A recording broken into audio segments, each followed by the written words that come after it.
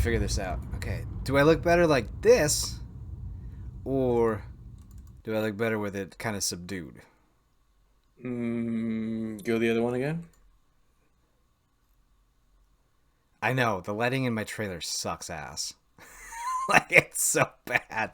Like Mm. I've got a ring light that I can just wash myself out, and I'm the Yeah, star of the show. that's too much, I think. Or what can I do here? Like I can change it. Look, I'm fucking.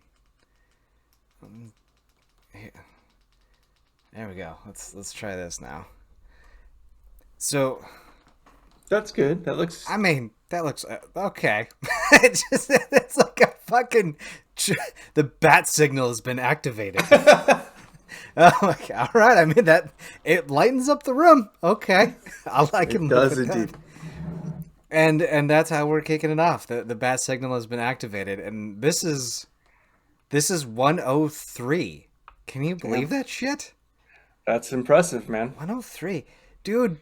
That parrot episode sucked. By the way, I know it did. I only had two guests. They were great guests, but like, I tried to get people to talk about their parrots, and you would be like, it's hard to get people to talk about pets that they love. It's weird. Oh, Even you though should have been recording my 20-minute story at the beginning of it. consent is sexy. I'm not just gonna hit record. Eric, stop your story. Stop your story. I gotta record this. Start from the beginning, big guy. No, I'm not Yeah. gonna do that to you. That's mean. That's a dick move. So speaking of work, so I have a Christmas party that is, I have a Christmas party that I'll have already attended by the time this airs, right? Okay. So they're like, hey, come down to a Christmas party. Come down to Wisconsin Dells. I was like, okay, that's All right. I'm close enough to drive there. Like it's they're like, you can rent a hotel room. I was like, bitch, I drive 3 hours. You know, like I'll drive 3 hours to go to a place for a couple hours and drive back. That's nothing. And so I'm getting excited. It's the Christmas. Couple of people are gonna be there. I'm gonna meet some people. I decide to get fancy as fuck. So I found a George shirt. Right, I went out to go get a George shirt, and I was like, oh fuck, I'm an extra large because I thought like I was a 2X or 3X, right? Hmm. So I'm like, I'm an XL, and so I was That's like, exciting. I need to get a new vest. You know that vest that goes under your jacket or whatever. Hmm. So I ordered my jacket. I got the jacket that's gonna match my black and gray kilt. It's kind of like what I'm wearing now, and I got a fancy tie. Like I'm feeling like I'm gonna look fly as fuck. So I got an email this morning. Hey, just a FYI, dress code for the party, business. Okay. All right, all right. And so like, because I had asked like a week earlier, because like I was like before I decided to put my plan in motion, I was like, hey Brad, he's one of my managers. I was like, Brad, I want to wear my kilt. Like I'm gonna look fancy as fuck with my kilt, but like I want to wear the kilt, right? He's like, that should be fine. And then I get that email this morning. It's like, oh, Business. Hmm. I was like, hey, HR lady, I know you sent out this message because I almost committed a faux pas, but. And so I find a picture of kind of what I'd be wearing, right, with my kilt and everything like that. I sent it to her, and I'm like, I just kind of talked to her. I was like, look, I got a fancy shirt, I've got a fancy tie, I've got an amazing, I guess they're called waistcoats or whatever. I was like, look, I'll look just kind of like the picture, but all in black and gray. She sends me an email back within 5 minutes. That would be absolutely fantastic. See you at the party. Get back in. That's awesome, dude. So That's great. so I went from being like thoroughly bummed for like 5 minutes, and then I was like, I should just email her, and then I just waited, and she's like, that'd be great. I was like, fucking That's that's awesome, dude. That's got to get you pumped. yeah. That's really cool. My manager there was like, make sure you wear something underneath the kilt. I was like, Brad, it's it's Wisconsin. Of course I'm gonna wear something underneath my kilt, man. It's terrific. I know, right? So yeah, I've got everything ordered. I've got my I've got the military the shirt stays, you know, that pull the shirt nice and tight for you to look. You know, I just like, oh man, like I'm excited. I'm excited to show all that stuff off and be the odd one out at the party for a couple of hours. That's really cool. Yeah. It's got to be. It's nice to have things to look forward to. Yeah, I've got a week. Well, from when we record this, next Friday is my last day of work for the year, so I'll end up having 16 days off, which is the longest that I've like ever had off since I started working consecutively. So I'm super stoked for that. Like really excited. Why do you have 16 days off? I just like saved all my so like how the holidays fall like because they're on the weekend we'll end up getting like the Thursday and Friday of each week off. So I just took Monday through Wednesday off as vacation days, and then so with the weekends and everything it ends up being like 16 days total. Okay. Nice. Yeah, What are you gonna do?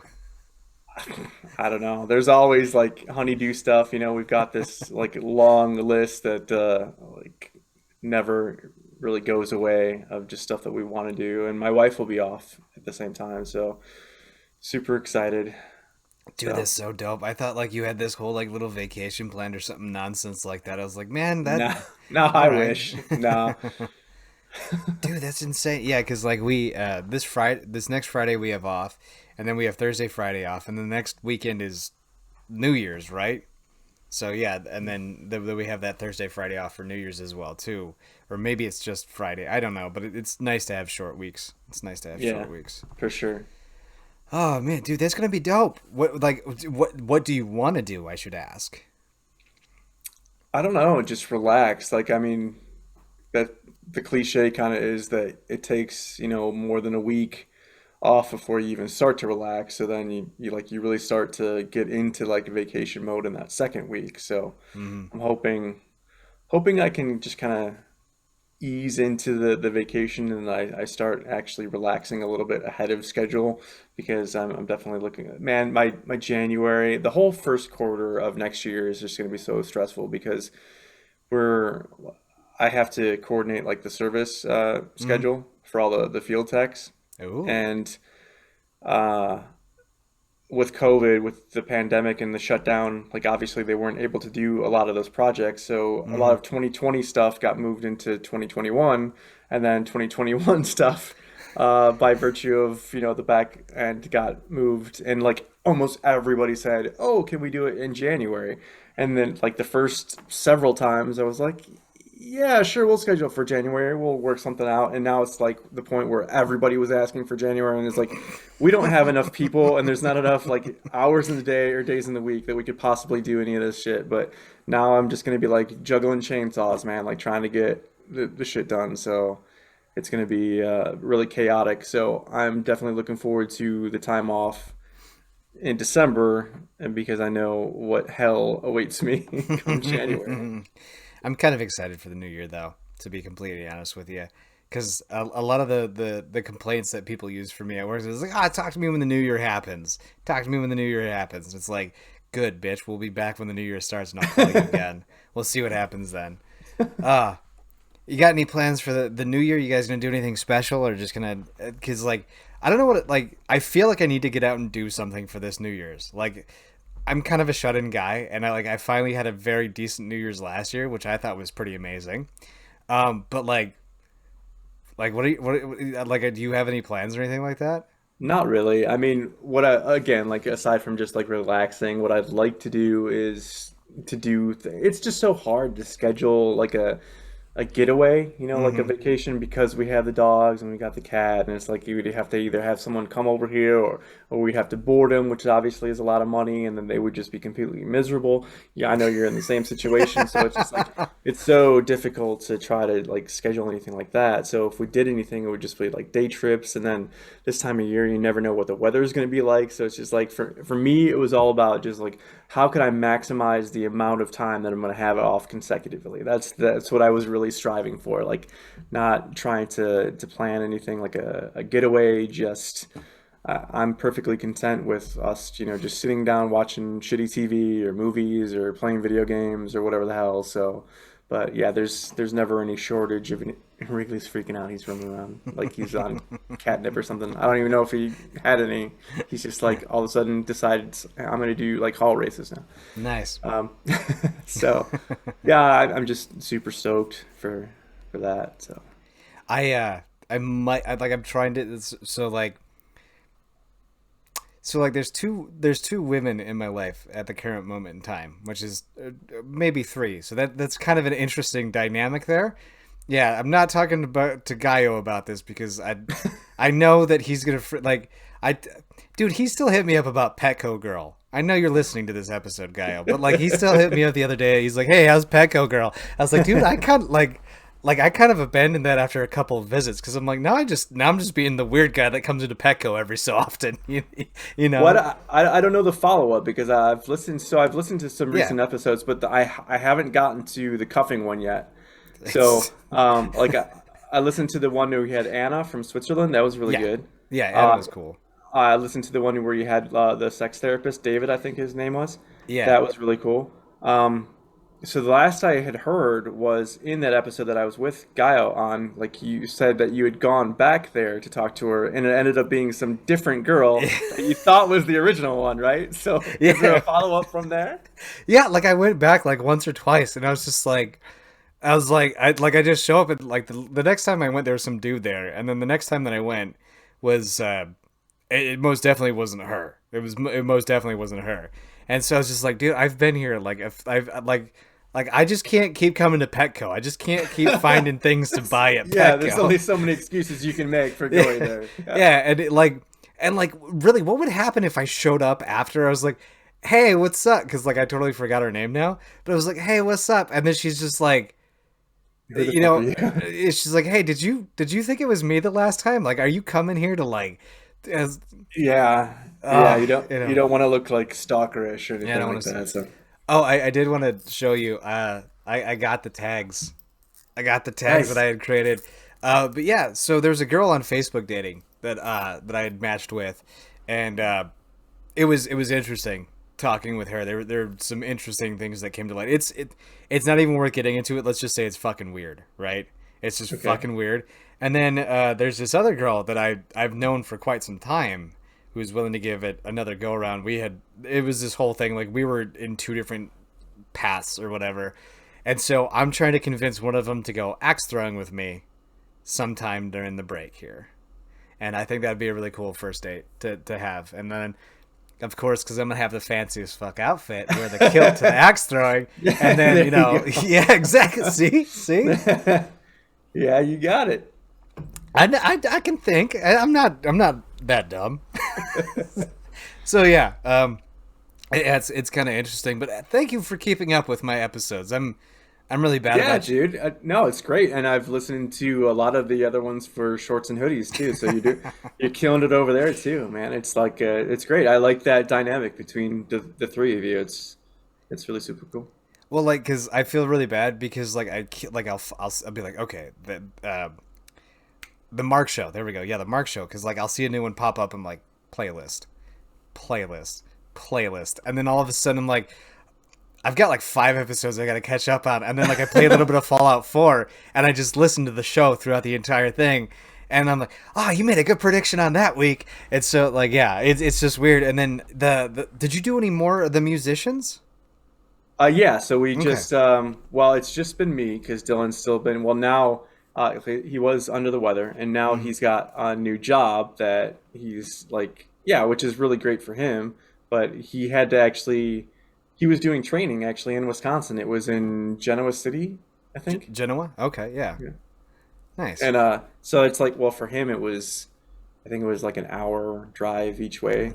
It's not So bad. yeah, it's not horrible, but he was having to do it and like it's in a vape shop and so like the hours were from like 11 to 9 or something, so he had the commute on top of that, Oh and my he's not god. he's not used to like he was doing like social work, like he had a guy that was like mentally handicapped that he was like helping do stuff that, so he Mm-hmm. would take him like on his errands like to the grocery store and post office and recycling center and whatever, um, but he never did like more than like 4 hours at a time, and so now he's working like an 8 hour gig, and he's like he's not having it. So I mean, he's like happy about the money that's coming in, but he's just like, man, this work shit is killing me. And I was like, yeah, you're preaching to the choir, dude. Like I've been doing this for a minute, it's yeah, it's no fun. So I've been flying solo on some of the artist stuff, the interview series, but All right. I just posted 3 of them this past Tuesday, so that'll be Oh, okay. Yeah, I saw those on there because I know the timing felt weird. I know we talked about this too. The timing kind of felt weird with you and that one guy, and then you and the other dude just clicked. It was like it was just best friend. It's like you guys were best friends for years. It was awesome. I loved it. What was DJ you're talking about? Uh, The noise noodle guy? not Noise Noodle. No. I think it was like German. It was the two foreign guys that you had on. Those were the What's it? Well, so I had that Hungarian guy, Laszlo. He okay. did like the sci-fi music out of his attic. Yeah. And then there was that eyesore. He was like this like 15-year-old teenage kid. Like I The felt like I mean he was super talented, but like I yeah. had no idea that he was that young, and so I felt like really awkward kind of talking to him. So that was like obviously one of the shorter episodes because it's like I've Yeah. exhausted like we're from completely different generations, dude. Like I have no idea what to even say to you. Like my frame of reference is so much like beyond yours. Yeah. So, and no fault of his own. Obviously, he can't help that he's young. But it's just like Yeah. I felt like a weird, creeper dude, like talking to him. So it was like, all right, let's keep this brief. But no, If, it's been if going good. if it makes you feel any better, there was a girl that I found on selfies, and like I've kind of learned how the selfies, subreddit works now after this. But it's funny because there was this one girl, like she was just slathered with all these creepy like messages underneath it, and I was like, I would like to have a podcast interview with you because of what you have on here. Like, and she's like, oh, I get it all the time. I was like, you would be you'd be great. And she's like, hey, what's your Discord? I was like, okay, so she's a little bit older. She's got a Discord. So she hits me up with her Discord and we're talking. She's like, yeah, it's really creepy that I'm 16. I was like, I'm sorry, wait, what? And she's like, yeah, I'm 16. I was like, I'm 30 Uh, fucking 4. yeah. Goodbye. I was like, okay. She's like, yeah, but that'd be why it'd be perfect to be on here. I was like, look, you Yeah. could be perfect. You would be perfect. But I'm a 34-year-old man who's talking to you on the internet. Yeah, I that don't doesn't care. frame right. I don't care if I have 5 listeners. I don't care if I have 5 million listeners. I am not interviewing you unless your parents are present. She's like, yeah. I was like, all right, bye. I was like, all right, bye. I'm done with this conversation. It's over.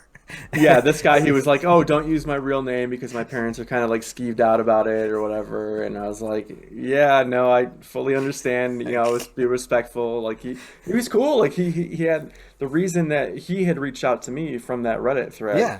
and so yeah, that's kind of what started it. But it was like that's the only reason I kept the interaction was because he was the one that had reached out to me, and then I listened to his stuff, and it was like actually really good. I had no idea that he was, that Was that young. the London rapper? No, that was Kange. Kane, That yeah. yeah. No, this was she was young as well, but this was Eyesore. He Oh, was okay, yeah. Dude, Cage was good. I listened to a couple of those songs. The talent, like up and up and coming, but yeah, like talent. There was talent there. I liked them. I actually added it to like a few of my playlists. nice. That's Yeah. yeah. I was really super impressed at all the stuff that I heard from her, and the same thing with this guy Eyesore. He had some thumpers. There was one touchy feely. I think was the one. He had this great lyric. It was like, "I've got so much beef I can make stroganoff," and I was like, "That fucking yeah!" It legit made me laugh out loud. I was like, "That's pretty clever." I dig that, and like the way that his lyrical structure was framed and everything. It was like it was really cool. So. All right. Well, I know what I'm doing when I play some Red Dead next tomorrow. Dude, I've been playing a lot of Red Dead Redemption 2. I got it was like my Christmas present to myself. I did really good one week, and that bonus finally the because I'm in sales now, so like the Mhm. commission kicked in for it, and then the Steam sale was like, hey Jared, I was like, Guess what? yes please. It was like, hey, Red Dead's off 50% off. I was like, I mean, sure. so Yeah, man, that's so a hell of a game. I That know, was that was a lot of fun. Yeah, I really enjoyed that game. never beat it. I had a lot of like grand ideas that I was gonna 100% that thing, but there's like you have to make all the log entries for like every single animal. And it's like it's so difficult just like riding around on your horse trying to like, oh, is that a new animal? Yeah, I have to make this fucking log entry for this thing. So yeah, no, I kind of abandoned that. I ended up beating the story mission, but and I think all the side missions and everything too, but it's just like all the other tertiary peripheral stuff. I was just like can't be bothered. I'm right outside of Rhodes, I think. I'm between the Braithwaites and not the Morgans, the Braithwaites and somebody else. I forget who it is, but I'm in between that war right now. I just set the Braithwaites fields on fire, the tobacco fields. But Nice, like, yeah. Because when I got it originally on the 360, I made it to that little, because like where you where you rescue the German dude and he gives you your first gold bar if you don't cheat and find the bars online. Um, so Yeah. so he gave you your first gold bar, and then I was like, oh, okay, cool. So I like that's where I got to, and then I kind of stopped playing because I did all the online stuff for Red Dead with Natalie, and I never went back to it. And finally, I'm like, I just want a game that's got a brilliant fucking story. And then I was like, oh, Red Dead. Oh, it's on sale. Okay, I Yeah. guess I'll get this instead. So that's kind of been my grind lately. Sweet. That's awesome. No, it's a hell of a game. I don't know if I've got so much stuff in my backlog that, and I don't know that because I was just thinking like, oh yeah, that kind of gets me excited to play it. Like I'd like to go back to that world and experience it, and maybe knock some of the other stuff off. But yeah, it's just like that's such a huge like time investment. I've already got like a time sink now. I'm playing Diablo, and it's just like or Diablo 2 Resurrected, and so that's just like, dude, talk about a fucking time sink, man. I know, That's right? Out of it's great though. curiosity, It's a hell of a lot of fun. what'd you name your horses? Or how many did you go through? Mm, I honestly don't remember a lot of the names, but I'm kind of like I'm.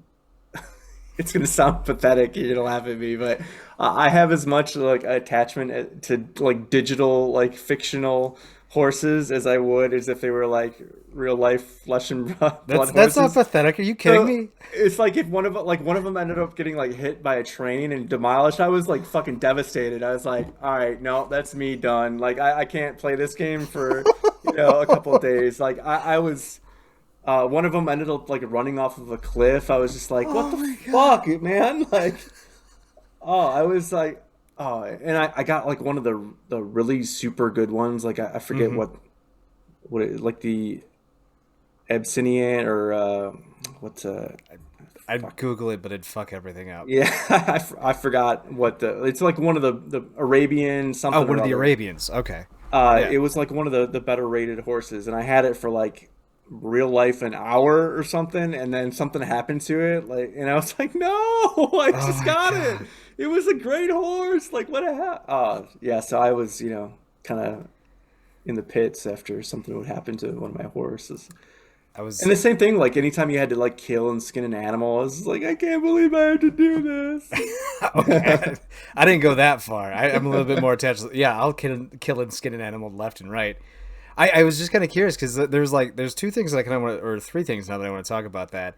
Um, I have a habit of like naming horses like female names. Uh, so I had one, and it was a war horse that I could buy, and it was like a Uh-huh. bigger kind of like half Clydesdale, and I was like, I'm buying you. So I named him War Torn, and then I got a horse, and then I named my horse Emily after Okay. an ex girlfriend of mine because I was like, she looks pretty with the braids and all that stuff, and so like I was right, like I had her for Emily as like 2 days in get like 2 days real world, where Yeah. I was playing, and then I sat down, and I was like, Jared, you're pathetic. Change that name. So I changed it to Valkyrie. so so I was like, okay. But do you remember that mission where you had to go collect the guy's pocket watch and his gun and stuff like that? Yeah.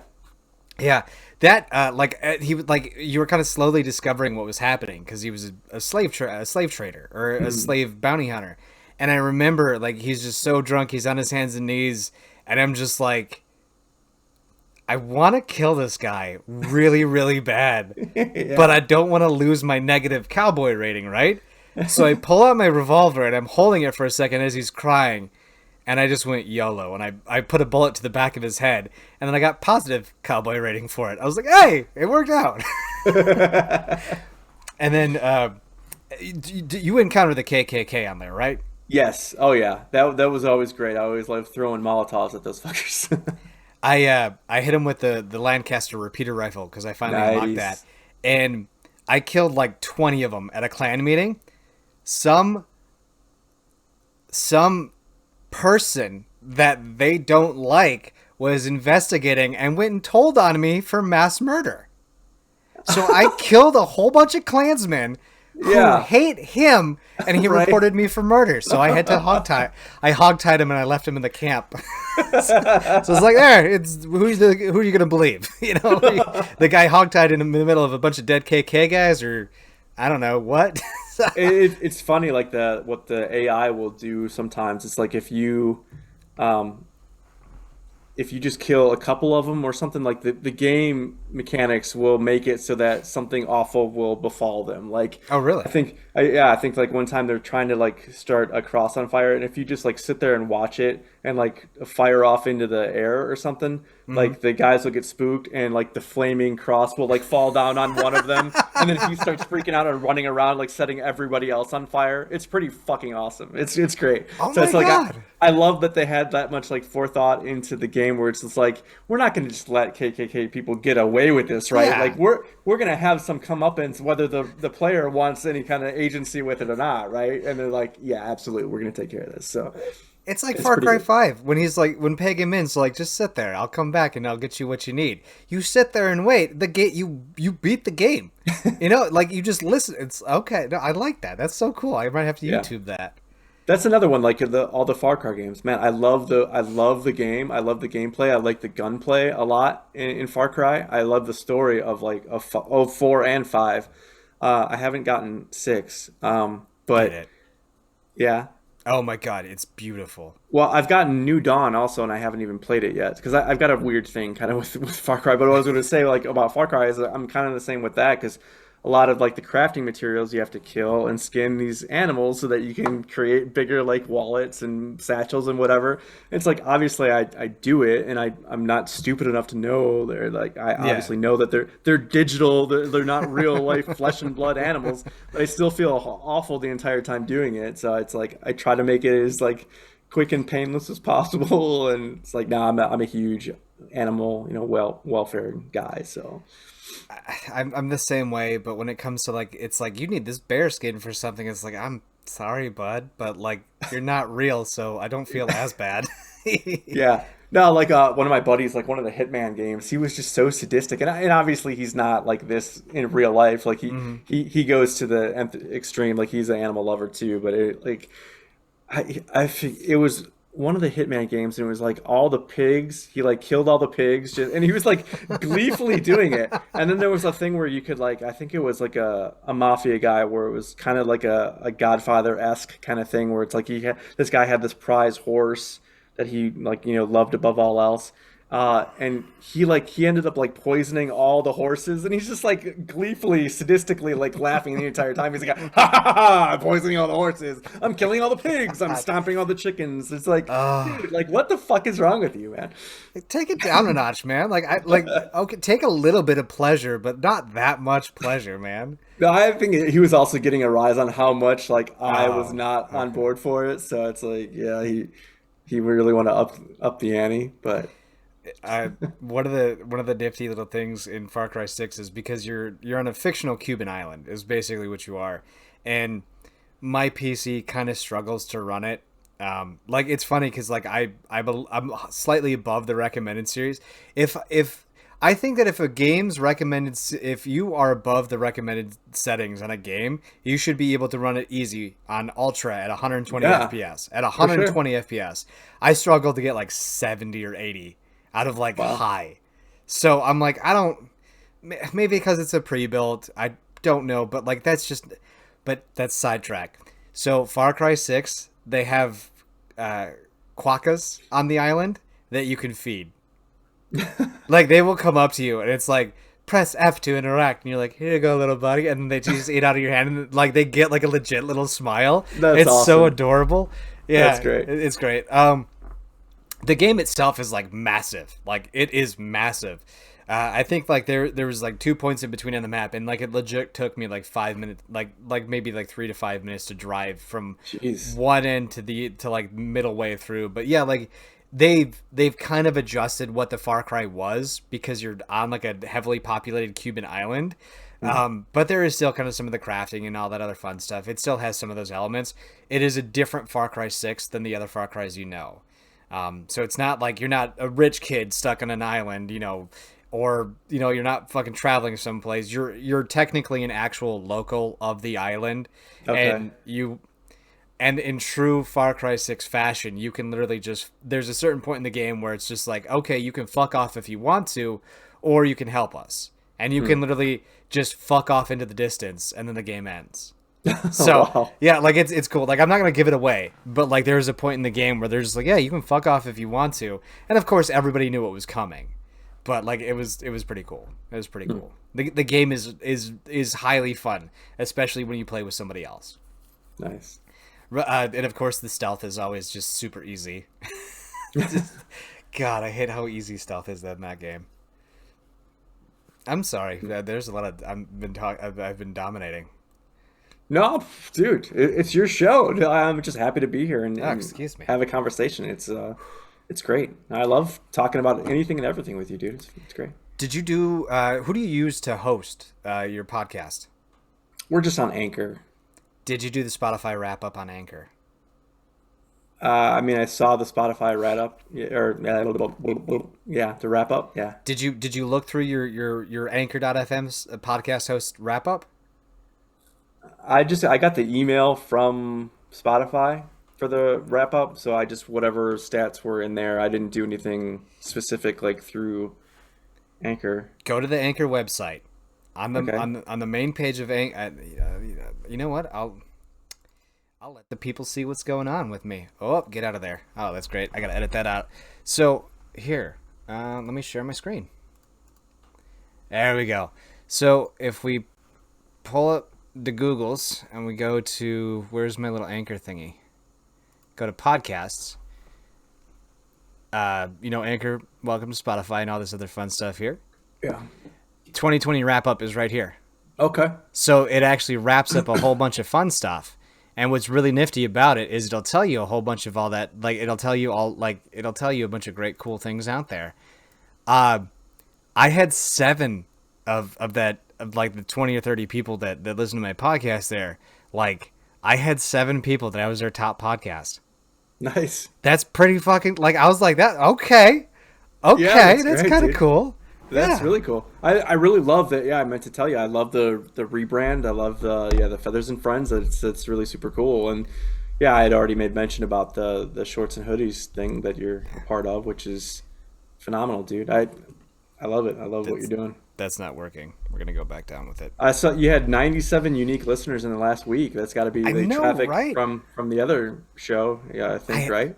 I don't pimp out Feathers and Friends. I don't. Don't you? No, not on that. They didn't even say like, "Hey, here's Jared. He's got this other show." I kind of want to differentiate myself from that one to let's go full screen so it doesn't look bad. Great editing, Jared. I don't really want to like I kind of want to differentiate myself so that way I can just kind of do whatever I want. Because we do the top 10s over there. I don't want to be known. I don't want to be known as a top 10 dude. Like, I mean, I think it'd be cool to like have that and like to have that take off. I fucking love making those lists, but like on here, hey Eric, why do you like Marvel? It's like, oh, you're a sex therapist. Let's talk to you. Like, I want to be able to Yeah. like get out there. I've been meaning to hit him up too, the sex therapy guy with David. But like, Oh, so like what happened at the end of that episode? Because it just kind of like abruptly cut off. So you don't know? Like it he's- just stopped recording on your OBS or? no, he's a new dad. He's a new dad. Oh, so did he just? But it felt like it cut off like as he was in the mid sentence. Like it wasn't like, oh, my kid's crying or something like that. So you have to give it a listen because Yeah, I might have to. Well, because I know he's like, oh, I got to get going here at the end, and I was like, oh, okay, and so we just kind of abruptly wrapped it up real fast there. But I think he either had a client that was contacting him or that needed assistance, or he had to take care of his kid. Because, dude, asking a brand new dad for like an hour of his time, or even like an hour and a half. Well, you know how I can get. Like I'd like to have him come on for like a little bit of a segment, but yeah, I can check it out if it's wrong like that. See, that's why I throw my email up at the end so people can be like, "Hey, it sounds dumb." No, it didn't sound dumb Okay. at all. Like it was a great episode. It just like it felt like he was just about it didn't have like a proper ending where it's like, okay, I'm Jared and this has been David and like, well, that's his signing Yeah. off. It was like he finished his sentence and then it just kind of like the episode stopped. And it was just like, okay. So Yeah, it's yeah, it got was kind of I. a little weird. You know what? This is my fucking podcast. I can listen to it on my podcast if I want to. I'm gonna check It's this the out. inception of It's podcast. the Inception. Shit, I forgot what episode he was. It was. I love that I am that horrible. Okay. So for everybody that doesn't know what I do, 97. So everybody that Yeah. doesn't know how I record these, I do these in slathers where like I'll have like 4 or 5 podcasts happen all at once, and then I just kind of like put it all out there and call it a day. Oh, all right. Let's go all the way to right. All right. So Sex Warriors, kind of a play for how guys feel like they should be this Well- powerful warrior. But well, okay. so you can check it out on warriortherapy.com. Shoot me all your links that you want me to put in. I bet you it uploaded incorrectly. I bet you 100% it uploaded incorrectly because I just listened to the MP3 and you can actually kind of hear it. Like he's giving all of his links and stuff out, so I bet you it just uploaded incorrectly. That's awesome sauce. Good to know. Thank you. Happy to help, sir. So If you address it. hear that, text me. You have my number. We can do that now. Yeah, no, it was literally today. So I was like, I'll just tell him that. I'll tell it because I listened to the Anna one, and then that was like the next one I want to say. So yeah, I was like, I'll tell him about it tonight when I talk to him. I'll fix it 3 weeks later. No big deal. it's whatever. It happens. Yeah. No, yeah. So it was funny because like for work, I moved because I actually moved into my bedroom first to let the birds have the big TV out here. They have the big, outdoor living room because I have these big bay windows here. And then I decided to move out here for a change. And I've been working on this 127-inch monitor, right? Couldn't for the life, like it was just, work was getting ridiculous. I was like, I need a fucking second screen. I need a second screen. This lady is like, hey, I got this 32-inch TV that like she's selling for like dirt cheap. And I was like, I can be over in 20 minutes. And she's like, see you in 20. I was like, all right. Nice. Yeah, like it was like the inception of like, I think it was like 2 or 3 days where I was like, I have to get a second monitor. I just have to. And then like I kept browsing and searching, and people are asking ridiculous prices for a bunch of this shit on Facebook and Craigslist. And all of a sudden it was random. It was just boop. She's like, hey, and I was like, I can be over in 20 minutes. She's like, you got it. I was like, see you in 20 minutes. And Nice. it was great. Plugged in, everything works. It's like an old school 720p monitor, like 720p TV. I don't give a fuck though. It makes work so much better. Yeah, nice. So much better. That's great. So you are like dual monitoring at that? You have the 27 and the 32 that are Yeah. like right side by side? Here's my 27 and then here's my 32. Nice. And it's like the ratio doesn't feel right, so when I move over, like it's weird, but like I like the setup because I've always had 2 monitors. I've just always had 2 monitors. Like I don't know how some people do that. Like when I was trying to record the show, if I want to check to see if it's recording, I got to minimize this and then like I got to do a little bit of fancy editing, and I'm just like, I'm not going to fucking do that. That's no, like I don't even like do it. Like I don't even like minimal edits. I like just like convert to MP3, add, go. Like that's how lazy I am. Fair enough. How much editing do you do on your podcasts? I make Dylan do it all, and he actually abhors editing. So it's like we've gotten to a point like I was really anal like the first couple episodes that we did where I was like, oh, that was too long of a pause, or I did a or a ah or whatever, like take that out. And he was just like so livid after that. And it's like, well, now we've been doing it frequently enough that we've kind of gotten out of that like voice pattern stuff. So I don't, and I'm not as anal about it. So we just kind of just let it roam. It's like we only really edit it if there was like a huge long break for something, like if he had to stop to take a piss or something like that, then we'll try to like stitch things together. But most of the time it's minimal. He slaps on like the intro song, and there's like a sound effect that we do, like the outro for like the closing of the filing cabinet, and that's basically it. And then upload it. So When you listen to a podcast, are you a 1x, 2x, 3x? How do you listen? depending on what it is, it's anywhere between 1.5 and 2. Okay. Like I try to do 2 for everything as long as I can comprehend everything. Just because I listen to so freaking many. Oh my god. Like I'm subscribed to over 100 podcasts. Why? It's like Well, because it's like all stuff that I'm like that I have interest in or that you're passionate about. But some of them, like I'm a year behind. Oh my God. So it's like I have to listen at like 2x so that it takes half the amount of time because I pretty much I have a half-hour commute to and from work. So it's like Hmm. that's basically an hour of my day. And then if I decide to listen on lunch or whatever, which is also another half an hour. So theoretically, like if I listen to like going to work at lunch and going home, that's 3 hours worth of podcasts that I could knock That out you in a can day. bitch out. Yeah. No, that makes sense. That makes sense. I try to do 1.5. It depends on the person. Like, I'm actually starting to get away from Chris Hansen's podcast because he's doing the Predators I've Caught or whatever. Dude, it started off where there was like no ads, and then there's one, and now there's like an ad every like couple of minutes, and I'm like, That's dude, no this. bueno. And it's like one of the ads is hilarious though, because it's like you're beautiful. Come on down to Sally's salon or whatever, and then he texted her a dick pic, and it's like, well, I mean, okay, Ugh. it's like I'm just like that's kind of appropriate. Like maybe know your audience. Come to the University of Idaho, where you can And then dick pic. and then dick pic. Yeah, and I'm like, all right. I was like, all right, Chris. I mean, get that money, big guy. But like, it's almost become unlistenable at this point in time for me. Yeah.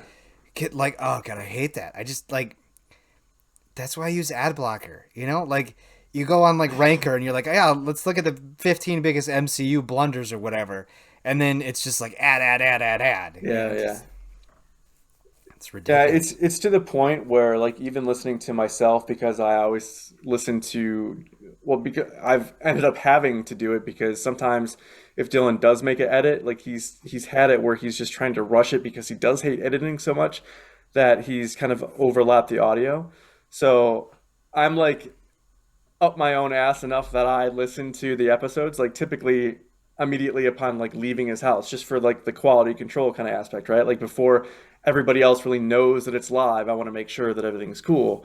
And so I've caught like several times where something has been wrong, but it's to a point where I can't even stand listening to myself at less than 2 times speed. It's just like, dude, get the fuck on with it. It's like and I kind of get that way with listening if I because my wife, like if we're going somewhere and she wants to listen to a podcast or something, she only likes it at like 1x. And so if I'm listening to it, I'm like, come on, come on, come on, come on. It's just like it seems so slow. It's like the normal just human cadence. I mean, obviously, with us having the conversation, we're obviously only talking at 1x, but it's still, Yeah. this is normal. But like listening back to this will definitely be at 2x because otherwise it would be like, dude, Eric, what the hell? Get on with it.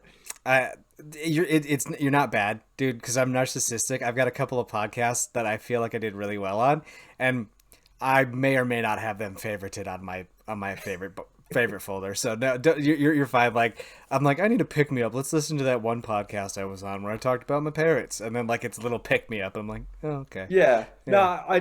I don't understand. Like, I think we've talked about it on your show Hmm. before about like the actors that don't watch their own stuff. I mean, on one hand, that's kind of like metal. That's just like you're letting it just like be organic. That you couldn't give less of a shit like how your performance was or whatever, or in your head that it was good enough.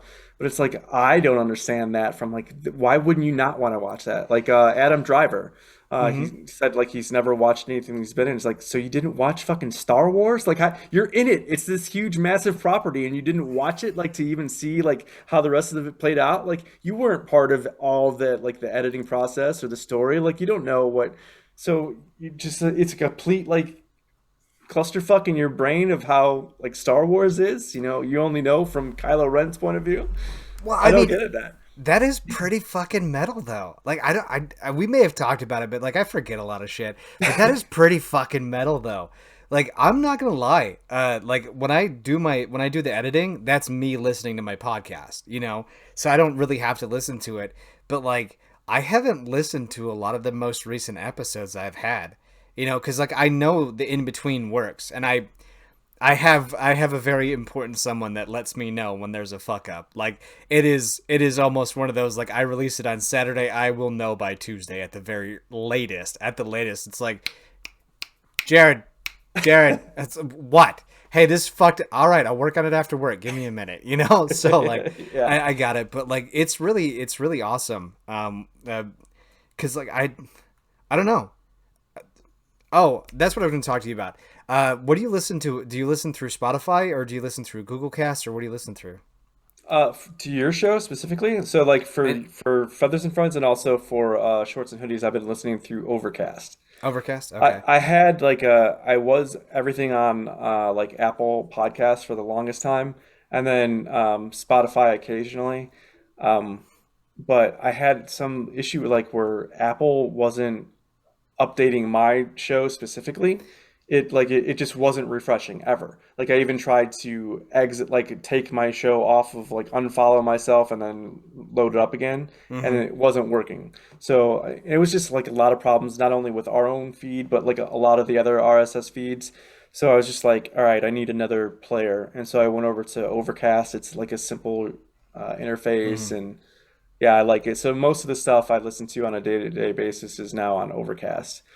Spotify, I tend to listen to sometimes because for whatever reason, like when I do custom artwork, like if I Photoshop like a custom album art for our stuff, it Mm-hmm. only shows up on Spotify, which is kind of shitty. But Yeah. Spotify is good. The reason, well, I'm glad that you brought up the Apple part. Every time like I've had a few emails where Anchor's like, "Hey, something's up with Apple." I was like, I don't really give a fuck. Like, I don't. Apple, like, it took Apple like 3 weeks to update to have like mine on there. Where Spotify was like, "Hey, you're showing up tomorrow." I was like, dude, I yeah, just applied 5 minutes ago. They're like, yeah, we don't give a shit. You're on tomorrow. It's like, okay, thanks. But yeah, the reason why I asked is because with Spotify, there's a 1.2x. And I know your wife really can't handle the two. I tell you, I'm serious. Like, because there's a very small, minute difference, and if she's not big into details, um, just put it on 1.2 and see if she can handle it, and it speeds it up just a hair. Because I did that with PKA, and it doesn't sound quite right, but it's just a little bit quicker paced yeah, because PKA is a 4 hour episode, 4 hour podcast. Dude, they talk about some great shit though. Like you want to talk about some dudes with some chemistry? It's fantastic. But yeah, like you put it at like 1.2, you can because like I'm so used to them, but like it speeds it up just enough to where it's not yeah. like I'm gonna be here from 1 to 5, you know. So Right, yeah. This is my day. Yeah, and I've been listening back to like the Eva Mark show that I've been doing, and some of mhm. those episodes have been like they're all been like over 2 hours. Some of them are like creeping towards 2.5, 3 hours, and it's like if I don't listen at double speed, like then I'm fully in my own ass, just like listening to only my voice repeated, for like the entirety of my day. So no, it's I used to do that. I used to throw it on. I used to have VLC. So what I would do is when I would export everything, I'd throw it on a VLC, and then the next day at work, because I had an 8 hour shift at the factory, I could just hit VLC media play, and then I could listen to it through the earbud.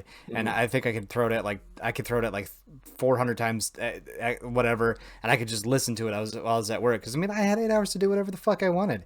Like, dude, I used to download whole documentaries to just listen to while I was on the forklift and stuff. So it was Nice. nice.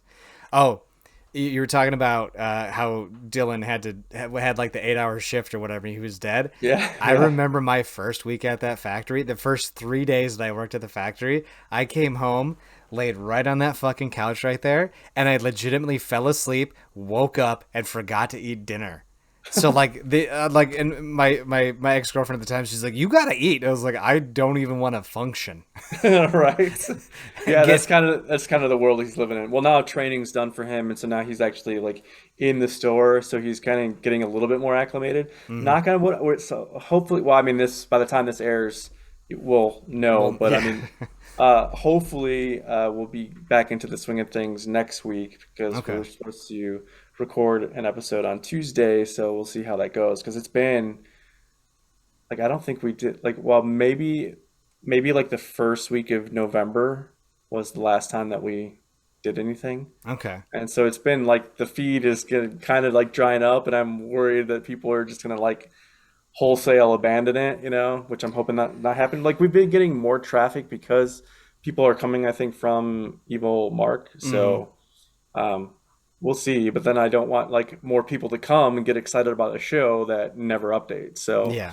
I told him, I was like, hey, if you're feeling better and kind of getting into the groove, then we should like really get together and record. And so he's like, hey, I'm off Tuesday, Wednesday. Let's try for Tuesday. So Well, like, dude, cool.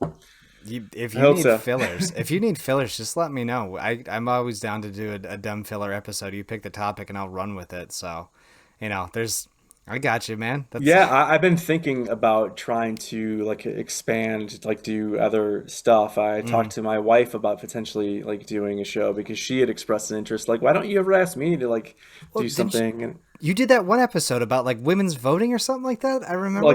the 1920s, but that was like back from that was my old show. That was back from 2014. Like Oh, I just re-uploaded that because it was like a bonus episode because it was a similar kind of thing. Like weren't gonna have an episode that week and whatever. And I was like, well, I've got all these other episodes, from my old show. Well, I only had 7 episodes from the old show before I had like a massive computer crash. So oh, like in 20, it was late 2013, I want to say. okay, Um, my brother-in-law, like they lived in Kansas and then they moved back here for a while in Illinois and then they were going to be moving back to Kansas. But while he was here, he was working for Microsoft. And so we had a video game podcast that went like 25 episodes, I want to say, because I've nice. always been like a Sony PlayStation guy and he was like a Microsoft Xbox guy. And so that was kind of our shtick, our dynamic was like, Mm. Sony versus Xbox. And it was like right around when like the PS4 and the Xbox One got released. And so that was kind of like a lot of our stuff was about like gaming and also like nostalgia gaming and stuff like that. Um, and then he was going to be moving back to Kansas City. And so I was like, well, I don't want to quit podcasting, but we can't like do the show anymore. And because this was before like Zoom was really a thing. Funny enough, he works for Zoom now, so that's kind of funny. So like we could potentially do it, but I was like, well, what else can I do? And so I came up with this other show, What Went Wrong, and it was like a podcast that takes pop culture to task, is like the Yeah. catchphrase. So I was like, what can I? I'm gonna take like properties that of things that were great, and so we did like Nick Cage, and there was we did an episode on the TV show Dexter. Um, we were gonna do one on we did like the Olympics, because it was like pop culture, or it was like a current event kind of thing, which I also did with my wife. But it was like I didn't want to re-upload that one because it's like not really relevant because like the 2014 Winter Olympics like Oh, yeah, not yeah, yeah, relevant in 2021, right? So, yeah.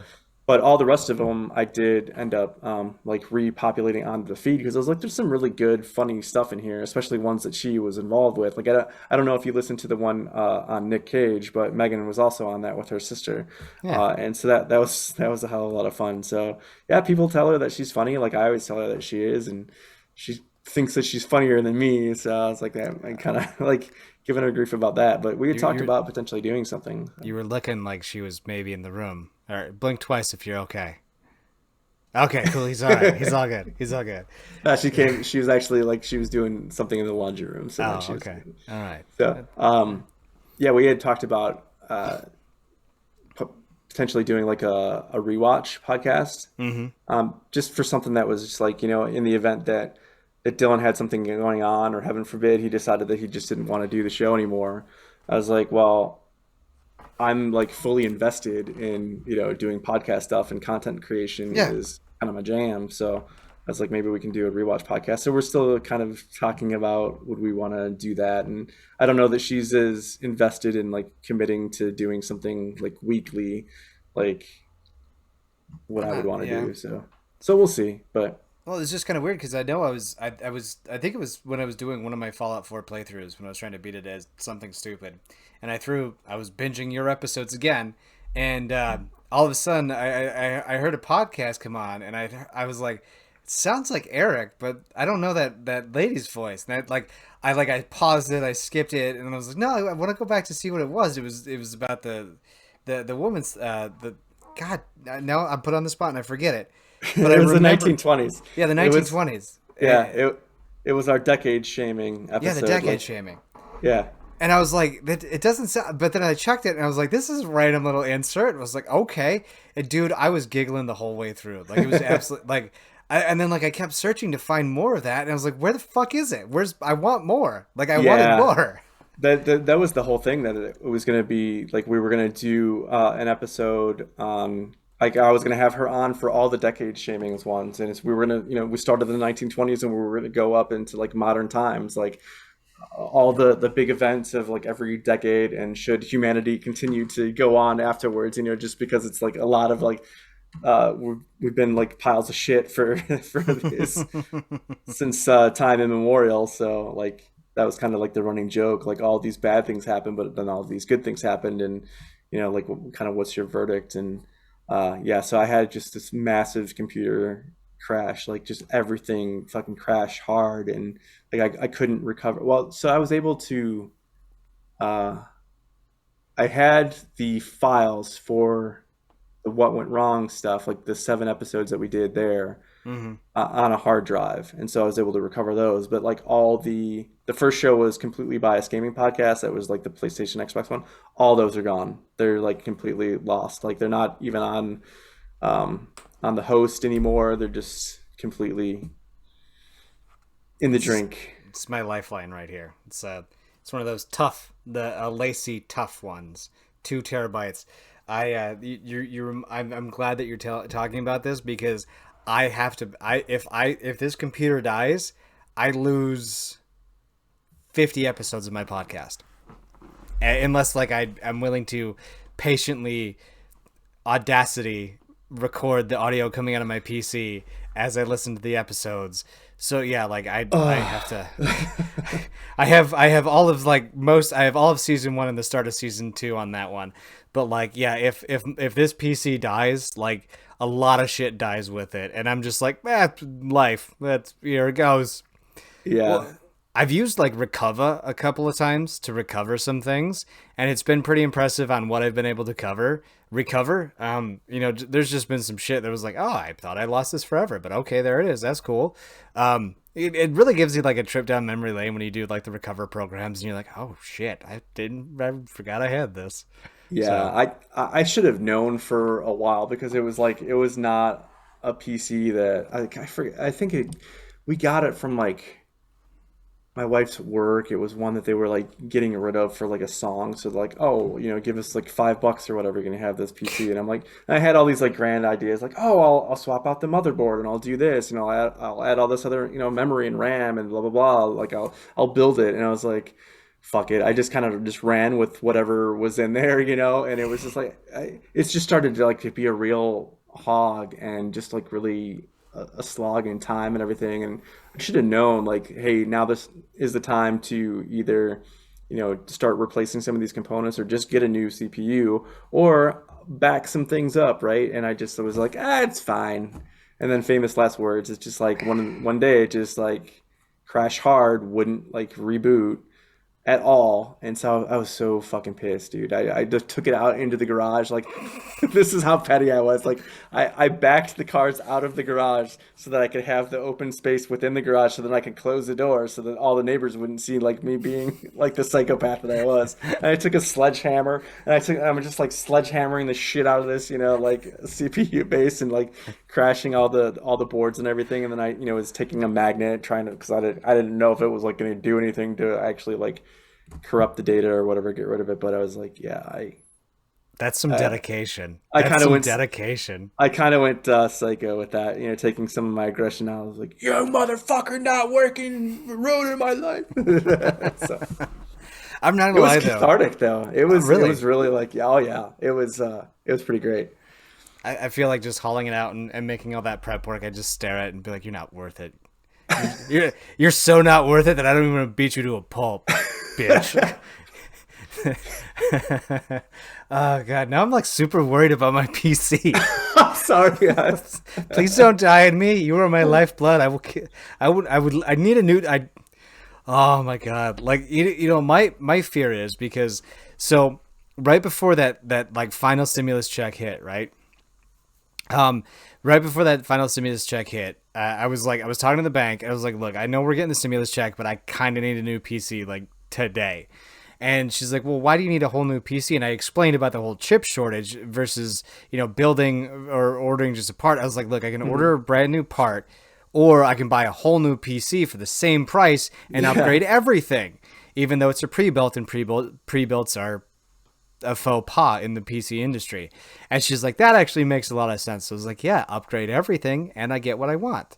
And so they were gracious enough to give me a loan for that. And then I paid off like a huge swath of it with that stimulus check, like, which ironically came, like, I bought the PC and then like 2 days later the stimulus check hit, and I was like, I could have just waited 2 days. I could have just waited 2 days. Like, Well, yeah, I mean, shit, we just passed that $78 trillion infrastructure bill that they've been talking about for 6 months. You hear about that shit? no. Oh, it was on Reddit. Like, yeah, they just like I think it was yesterday actually, where they passed that $78 trillion infrastructure bill or whatever. They finally nitpicked all the dumb stuff out of it, and it was an actual infrastructure bill or something stupid. But yeah, I just I just thought it was interesting. It was like, 2 days later, so I basically paid off a huge swath of it, and then of course to continue to build credit, I made like I'm so far ahead. Like I'm supposed to pay it off like a couple. I think I'm paying it off like 10 months in advance or something stupid like that. So it's like, all right, whatever. But like that would be the thing. There's no penalties, right? Because some of those places but this was a bank, so it'll be above board, I would assume. Well, it was a credit union too. Okay. So they're just like, thank you. Like, thank you for being, yeah. But like, that would be the thing, is like, I pay it off and then it's just like, go fuck yourself. It's like, oh, goody. Here we go again. I thought about that, dude. Like, what would happen to me if just my PC died? I'm like, Well, that's you do all your gaming on PC too, right? So it's like that's your gaming, that's your podcast, that's like that's Reddit, I mean, you can get Reddit on your phone or whatever, but that's it's my gaming, it's my podcasting, it's my work now too. Like, I use my PC for my work, which is kind of cool because I think I could write off the last part of it because technically I work on it. But I mean, still, like, think about that. Like, just everything I know and love and do, just boop, done. Yeah.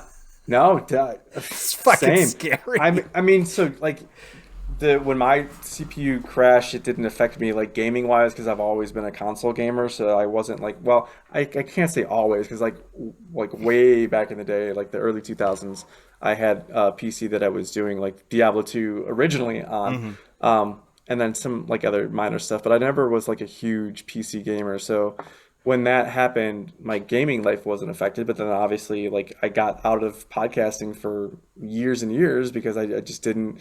I was just so burned. Like, I could have gotten another PC, but I was just like, I just was burnt out.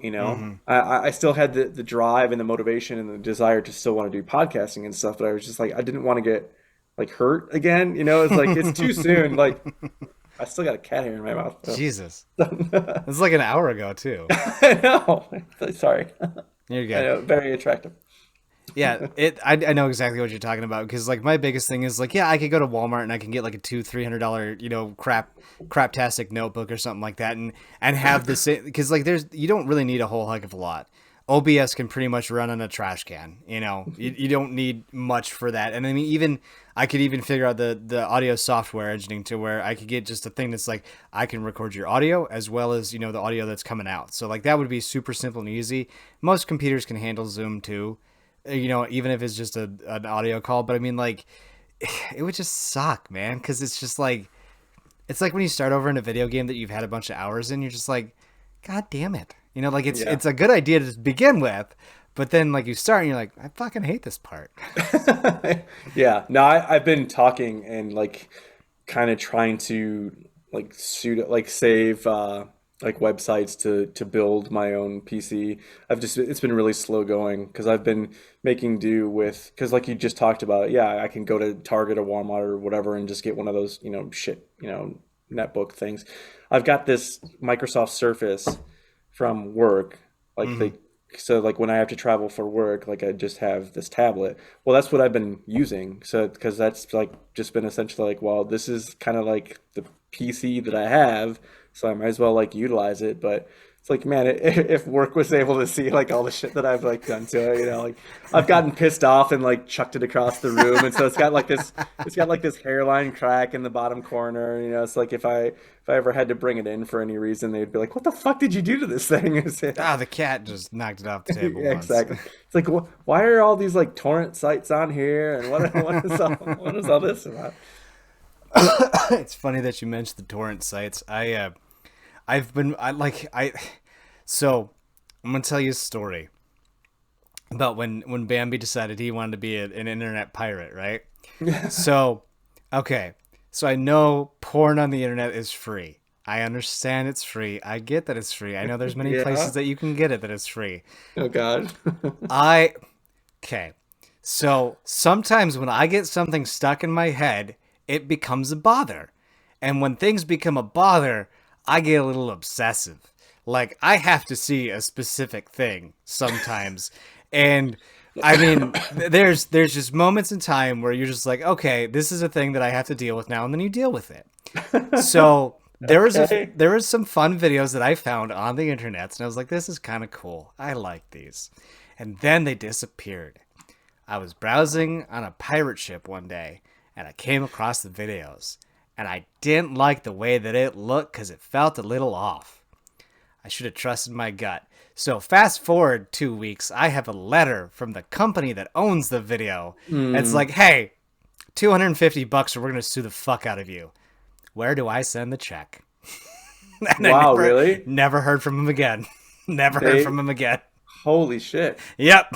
They shook you down for 250 large, huh? Holy cow. I've 250 not bucks. I've not heard of that. Like I had done it before I wised up and actually got a VPN. I was like on Pirate Bay or whatever and downloaded something like one of the like a recent movie, and I got like the cease and desist thing from like Xfinity, my Mm-hmm. internet provider, where they're like, "Hey, we were notified that from this IP address that you got a torrent or whatever You of were this." torrenting, So yeah. like, yeah, so like, don't do that. If you do it again, we're gonna have to like shut off They your cancel your internet. internet or whatever. Yeah. Yeah. So No, that was the extent of it. Like I didn't get shaken down where they like no, came after me for money or whatever. no. So Charter was like, "Hey, don't pirate." I was like, "All right, I'll stop." So I thought that was the end of it, but then I got a week later from the company that made the video, and the only reason why I know this is because I know how to Google.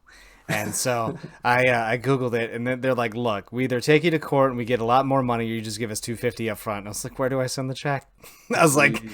"Well, okay." I was like, where do I send the checks, plural?" Because it's like, "Look, I'm gonna hit your deadline, but I'm gonna need some time." And they're like, "Okay, that's fair." And so I sent them the money, and then I mean that was 2014, 2000. No, Hmm. no, that was 2016, I think. Yeah, because Okay. 2000, I got out in 2015. Fuck, no, I don't remember. It was way back fucking when. It was way back when it was like one of the first few years I was out in the military and I was like a real adult. But like, yeah, they were totally like, Comcast was like, don't do that. I was like, all right, fine. And then I got the letter like a week later and like, yeah, I can pony up. I was like, all right, Oh man. I still have it. Like Fuck, dude, I paid for it. I'm gonna keep yeah, it. well for sure. It's been Oh, transferred from 3 different hard drives. It's I love it. That adds like real insult to injury though. I was like, holy shit. That's something. to the people who are thinking, was it worth it? Eh. Like, I found better since then, but like, I mean, at the time, like, it was pretty good. It was pretty good. I've been wanting to do VPNs. Like, is a VPN hard? No, No. not at all. No, Oh, I've got Express VPN, and it's just like yeah, my brother even uses it because you can have actually like multiple devices that are signed on at the same okay. time. So he does it a lot more than I do, and typically I do it for music Mm-hmm. because I don't want to just like I don't know, yeah, it's wrong, but It's not wrong. I end up doing the right thing eventually because I'm just like I could listen to this CD or whatever, listening to how old I am. They're not Mm-hmm. CDs Yeah. obviously Yeah. anymore, Yeah. but I could listen to this and have it just completely suck. Like, why do I want to spend $15 up front? I'll get the torrent. If I like it enough, then I'll buy it. I'll support the artist that I enjoy once I know that it's worth enjoying. Like that's my personal opinion. So I'm glad that torrents exist so that I could like do like I don't want to just like if I bought every single fucking album on sight unheard before, like, dude, I would be out so much money and just be this livid human being. I wouldn't ever be interested in ever trying listening to new music at all. I wouldn't give anybody a shot because it's like, well, it's like this investment of money. Like I'd be out, hundreds if not thousands of dollars to listen to stuff that I didn't really care for. Dude, So I got burned a few times in Iraq. There was we had AFIs, the military, like general store or whatever. They had those music CDs over there, right? Like that's how I found Lamb of God. That's how I found I think it was like Slipknot or something like that too. But like I found a lot of bands doing that. But dude, like yeah, I would buy like 3 CDs and 2 of them would just suck, and I'd be like, oh, yeah, I like one song off of this, and yeah, that's this is a coaster now. yeah, this is a coaster now. I mean, it's kind of why I like Spotify because I just you pay $14 a month and you get like everything is on there. I mean, I think they just took down some Tom Segura stuff because I think his contract ran up, and I mean it does kind of suck, but I mean. $14.99 a month to have unlimited access to basically anything and everything Spotify can get its hands on. I'm like, yeah, Yeah. that seems pretty fair to me. Can you listen to like because I only have the free Spotify. Like, Mhm. can you listen to songs multiple times? Oh yeah, And it's with like the paid one is like ad free or whatever. yeah. It is literally like you own all the MP3s in a program. That's Oh, that's literally cool. all it is. Yeah, you could like it. What's really nice too is that you can make playlists and then you can download the playlists, so that way you don't have to waste data. You can listen offline. Yeah, you can That's listen offline. It's that's cool. it's like YouTube Premium but for music. So Yeah, I like having the MP3s on my phone just through like Apple Music or whatever. So it's like I'll get like the album like torrented and I'll mm, upload it, listen to it, and if I like it, then I'll just like buy it through like the iTunes. yeah, If I don't like it, no harm, no foul, just delete it and then just say fuck you. I'm never listening to that again, and then whatever. that's So like fair. yeah. Yeah. So I had an old iPod and I was gonna get Apple Music on an iPod because I was trying to use my Google Pixel to for music, and the Google's updated. You know that. Oh, hi Google, please don't. So it updated, and the update caused some of the MP3 programs that I like to use to kind of fuck up a little bit, right? mm, And I was like, I don't like this anymore. This is not working the way I wanted to. And so I tried to do all the old MP3s that I had onto my iPod. And then I was like, fuck it, I'll just get the subscription to iTunes like I had before when I had my iPhone 8. And I was trying to get it to work and it wouldn't sync up. And then I did a little bit of Googling. It's like, yeah, your iPod's a generation out of date for the Apple mm. subscription. I was like, mother. I was like, all right, fuck it, fine, Spotify, you get my money again. So, but I mean, it was nice because I had everything I wanted from Spotify. Everything like it was funny because like I was like, hey, Spotify, I'll go back to you, and they're like, here's all your shit again, just like you had it before. I was like, that's convenient, thank you. Yeah. So yeah, that's Nice. nice. Oh my god, well we've literally been talking about like electronics and nonstop. Like that's awesome. Ah, it's been so long since I've been able to talk electronics again. So I have a question here. If you could interview 3 people, who would you interview and why would you interview them? Like living or dead, like it doesn't matter, or just Just like anybody. anybody from any walk of life, any occupation. Wow. Anything. Hmm. I would interview Hitler right after he got rejected from art school. Oh my God. Right, no, no, Okay. no, not like when he's doing his thing, but Yeah. right after he got rejected. Like, how you feeling, big guy? Like, what's Well, you plan on starting any holocausts or? because like I wonder what was going through his head. Was he just like, fuck these people, they all need to die, or was he just a little sad, angry panda, and then he found uh, this? I think it was technically the Second Reich at that time.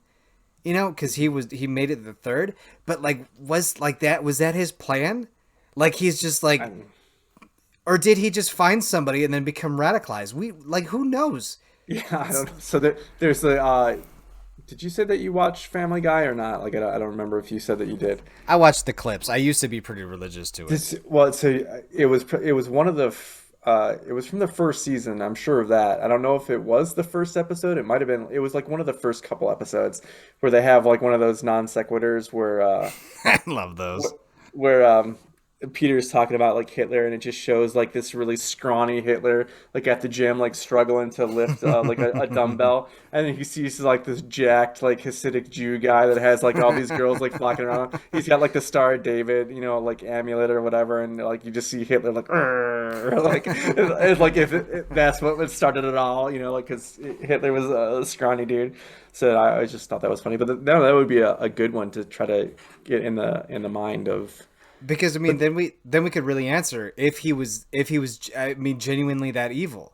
If well, but he then you're like morally obligated at that point, like, because assuming like I don't know if we're calling it if we're saying that time travel's the now in play time paradox.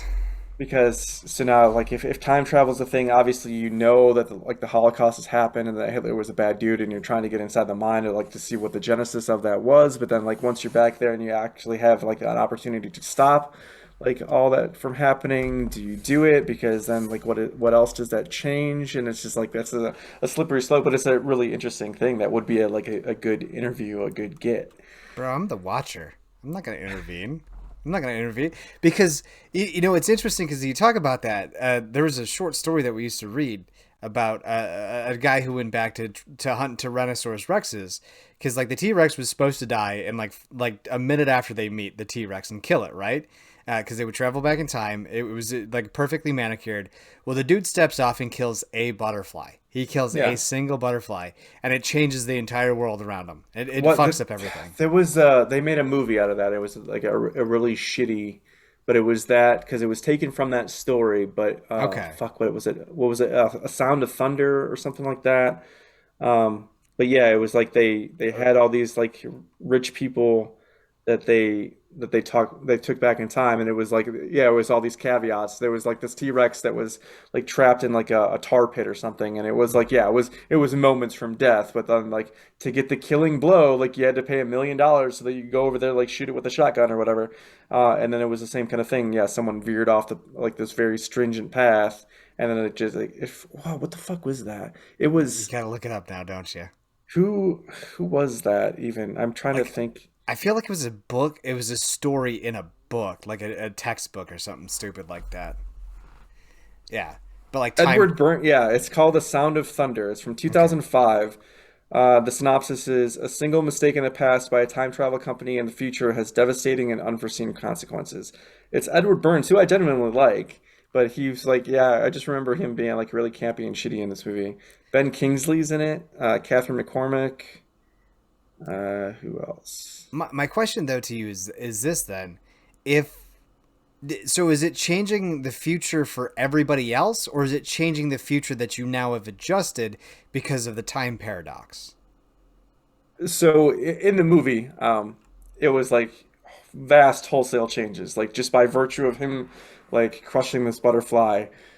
People had bat ears and like survived on like echolocation, and it was Okay. like this whole like weird fucking thing. And so it's like no, we have things are fucked, we got to go back and fix it and blah blah blah. So then they tried to figure out if they went back a moment prior to that, then they can prevent the other guy. But then that changed something else, and it was just like I forget how it ended up working out, but it was like it was an interesting premise, and I'm sure that the story probably handled it a lot better than the movie did because the movie tried to just be like this sci-fi horror-esque Ah, so kind of thing, and so it was just, yeah, it was not great.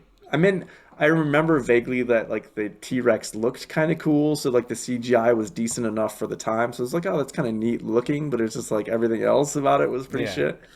I think like to go back to your question, my first one would be Jack the Ripper. I have always been like hugely interested in that story and like just wanting to know who he was and why he did what he did because there's all this speculation like Was it sexually motivated? Was he because he had like STDs and he was trying to get revenge on prostitutes? Was it like I don't know how interested or how much you know about like the case and whatever. A lot. Yeah, yeah, I love Jack So the Ripper. I love Jack the so Ripper.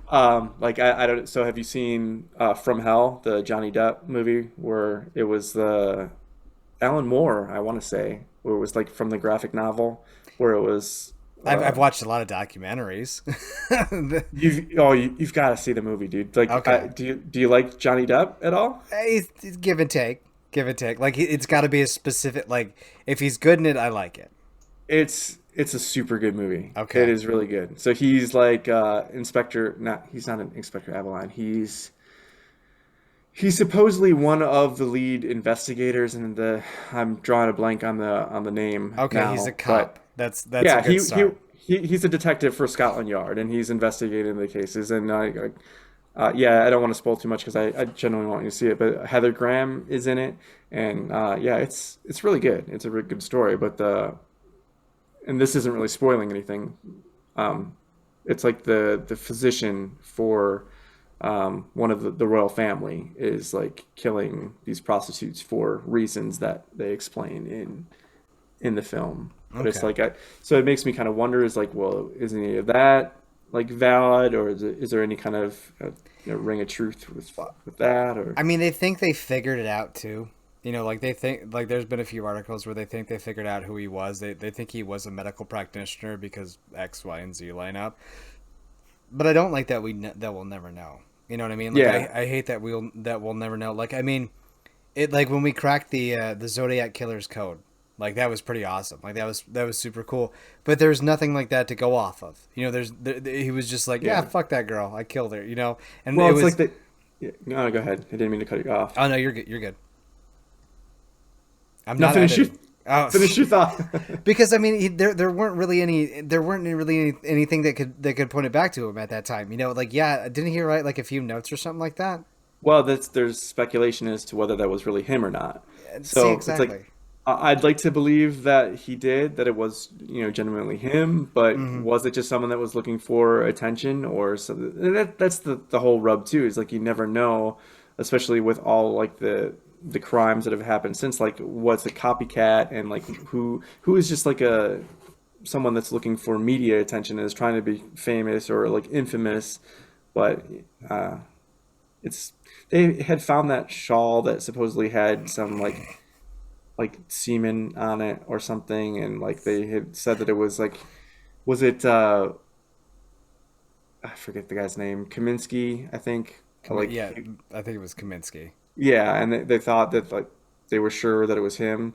I don't know if you ever read like Patricia Cromwell. She has that. She's the what the fuck is she?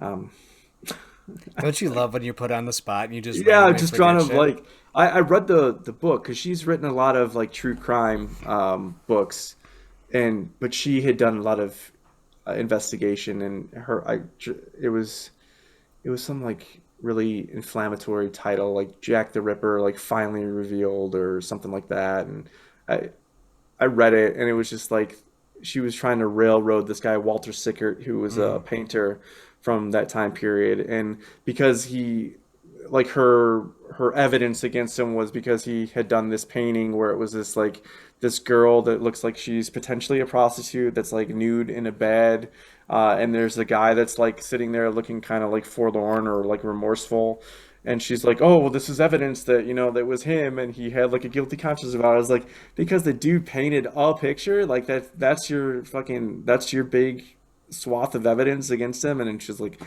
oh well, he was impotent, and it was because he had a STD that he had gotten from prostitutes and this and that. And she was like all this supposition kind of shit. And I was like, and for all intents and purposes, she's normally like a really good investigator and a really good Mhm. writer. Like I've read some of her other stuff, and like she is legitimately a good writer. So I don't want to like lambaste her, but like in this case, it was like you're just trying to make millions because like you're trying to convince people that you've solved the Jack the Ripper case when you've got fucking nothing at all. And so you're just spewing a whole bunch of like bullshit. So it's like I lost a lot of fucking respect for her in that case. Like, so that's stupid. I don't believe that one at all. But I go on Reddit all the time to look at nude pictures because I can't get laid. What the fuck? Like, okay, am I Jack the Ripper too? Yeah, I'm a murderer now. The fuck? Like, I mean, yeah, what do you think you're gonna do? You're dude's sexually frustrated. Of course he's gonna paint a chick nude.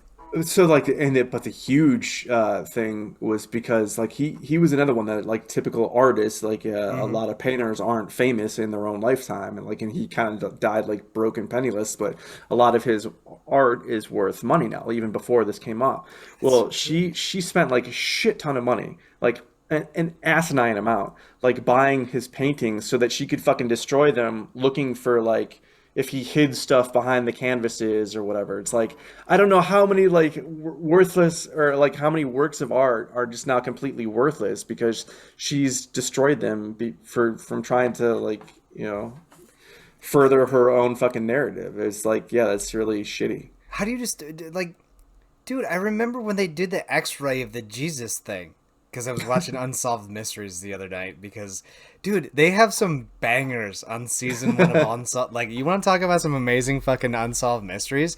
Season 1, I think there was one about the painting that like has an X-ray of Jesus. There's one that was like about like it was all about Bigfoot.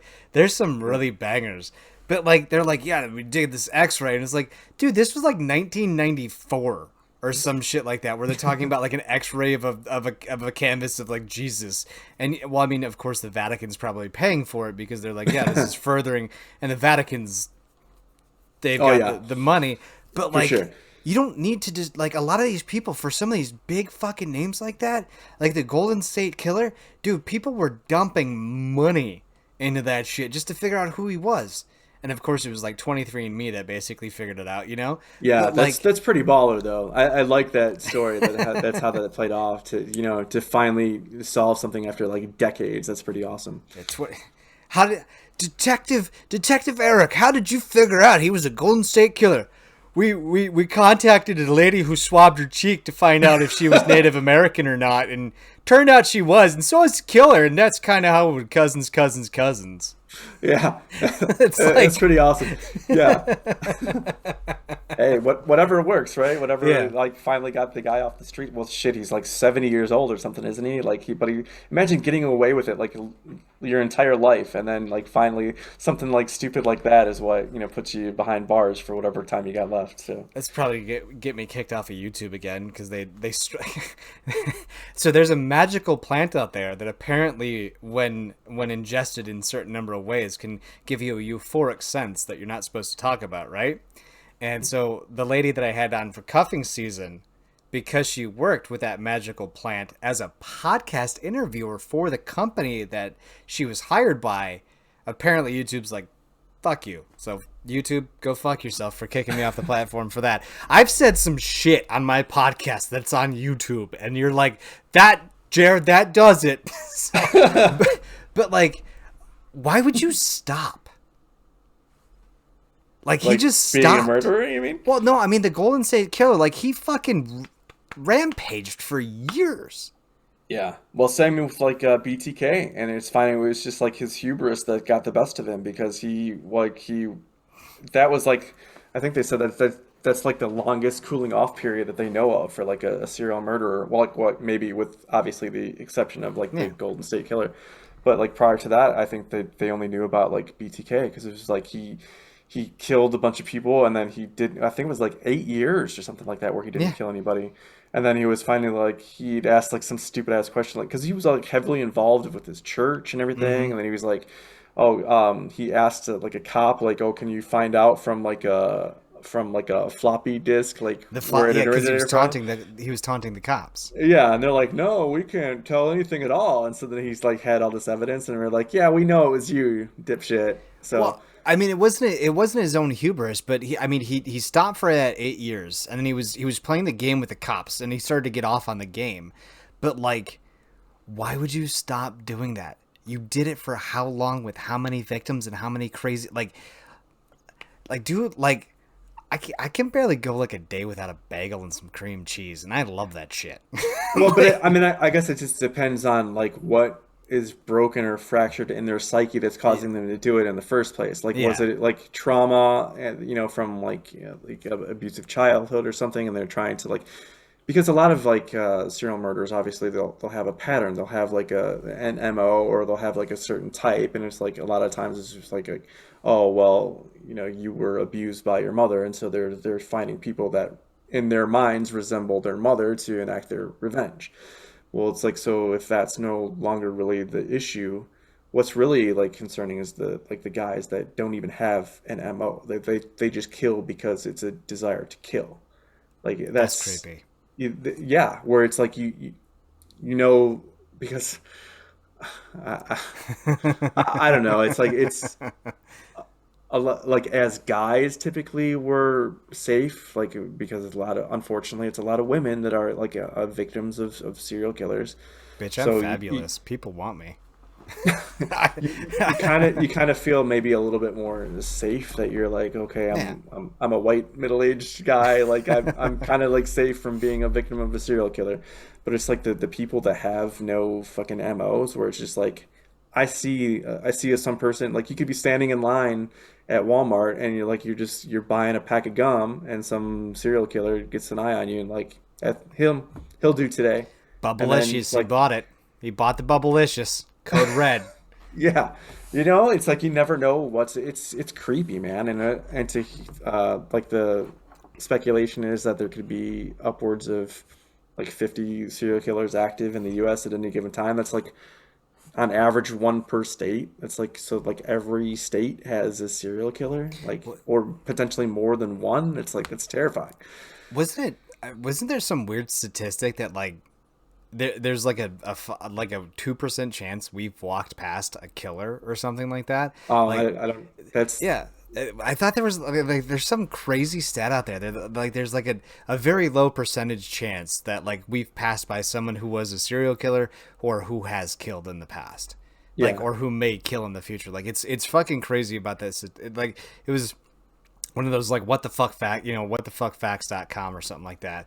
But it's just How some do, crazy like, fact. I can, maybe they could I don't know how would they get those figures. Like, I was thinking, because maybe if it was something that they had like the statistics for people that had been murdered or whatever, and then they try to take it, like, speculate per capita, kind of like that. But then That how do they flesh it out to, it's like, or people who will murder in the future? That's like a Minority Report kind of like speculation of like, how do they come up with these stats? That's weird. yeah. Oh God. Okay. What percent? What percentage of Americans are vaccinated? I wonder what's going on in our country right now. What percentage? Ah. Well, let's try this. Okay, Google.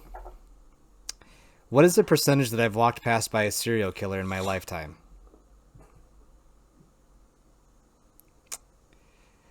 Oh, here we go. How? Here we go. Yeah, one of the first ones. How many murderers will you walk past in a lifetime? On LeoQuinn.me. Boo, boo, boo. Yeah. Oh, here we go. Fun fact. This was via 9gag.com. It's a funny website. It probably is meaningless. The average person walks past a murderer 36 times in their life. 36 times? Yeah. It's a fun fact because they didn't kill you. I don't. I wonder what the like. I wonder if it's just one of those funny. Oh, here we go. The average murderer only kills one person by Dr. Mike Amat at the Radford University has compiled a data set on the basic statistics of serial killers. God, that word is so hard for me to say. Statistics. It contains data of 3,873 serial killers and 11,187 victims, or approximately 2.89 victims per serial killer. Such a low number brings into question the definition of a serial killer, but also tells us that is a safe assumption. The average person walks past a number of people each day. This number is vague and continuous, oh god, there's a whole bunch of fucking math here. But the math basically works out to 36 times in your lifetime. I'm going to trust that math. There was a bunch of numbers there that I didn't understand, so I'm going to say, okay. Wow. So there you That's go. that's disturbing and seems high. But it's like, so what I think it's, to be considered a serial killer, right? It's three or I more. think it's only two. Is it? It's only two. I think it's only two, like I think it's two. Just be With a cooling off period, though. Like it has to be. It can't be like all at once because then otherwise you're yeah. just a mass A murderer. mass Like, murder, like yeah. I think there's yeah, got to be at least like a couple of days in between, at least like a couple of days in between, because then you're just on a murdering, you're just on a killing spree. yeah. Killing spree, Halo. Okay. I'm sorry, that was bad. I'm sorry, my apologies. Okay, so I had Adolf Hitler after he was rejected. You had Jack the Ripper. Yeah. I would like to interview the Colonel from KFC. Well, okay. The reason why I say this, I just remember the documentary about him. Like, dude, he wasn't successful until he was like 50 or something like that. You know that, Yeah. right? Yeah, no, I Yeah. think didn't you say that on I think you said it on a Shorts and Hoodies episode or something like that where he failed like multiple times before Oh, he finally like hit it big. Yeah. oh, maybe, yeah, That's maybe I did. I watched a documentary on him, and like he had like the shittiest fucking luck in the world. Like he started like a bunch of chains using, like I swear to God, like I think in the documentary it's like, yeah, he just started a bunch of chains with the same fucking recipe, and then all of a sudden somebody's like, this chick is fucking dope, and then it took off when he was like 50. So like, that's awesome. I think Ray Kroc, the guy that did McDonald's, he was kind of the same way. I think he was like a traveling soap salesman or something ridiculous, and I think he was in his 50s before like he really kind of like hit it big. So, and obviously like back then the life expectancy wasn't so that's like they were at the like the end of their rope. Well, I mean the Colonel lived for shit. He Colonel's I don't like, know. it's all that grease slowed everything down, let him live longer. That reminds me of yet another Family Guy thing. That's like what I'm good for. Another one of those non sequiturs. When did you see that one when Peter walks into a KFC and he says he goes to Kentucky into a Kentucky Fried Chicken. He says that he wants to speak to the Colonel, and like the stereotypical like Kentucky guy behind it. He's like, "I say you, he did," and it's like, "The Colonel, is he in?" I, I don't get Family Guy. I don't like. It's just like they're in the middle of the story. You remember that one time, and it goes to it, and you're just like, this has nothing to do with the story. This has nothing to do with anything, but it's Yeah, fucking funny. that's their bread and butter, man. Oh That's my what they're god. best at. Yeah. So, did you see The Founder, the movie? No. So apparently, like according to the little snippets that I saw, like apparently he didn't even invent McDonald's. He didn't invent fast food. Well, I think he invented McDonald's, but he didn't invent the fast food. Like he went to a burger chain. It was like where he's like, I'll have a cheeseburger, and then they're like, go to the next window, and then like, here's your cheeseburger. He's like, I just ordered. They're like, we're constantly making them, sir. You know, it's what we do. And then he just like talks to the dude, and then that was kind of like his inspiration for McDonald's. Yeah. Or like he bought up in the chain and became the fucking Ronald, you know. Right. So Yeah. like I didn't watch the movie in its entirety, but like, you know, it shows you that little clip and you're like, well, who the fuck thought of that? Like it's just like, hey, the lunch rush is coming, let's make 30 burgers real fast so we can just.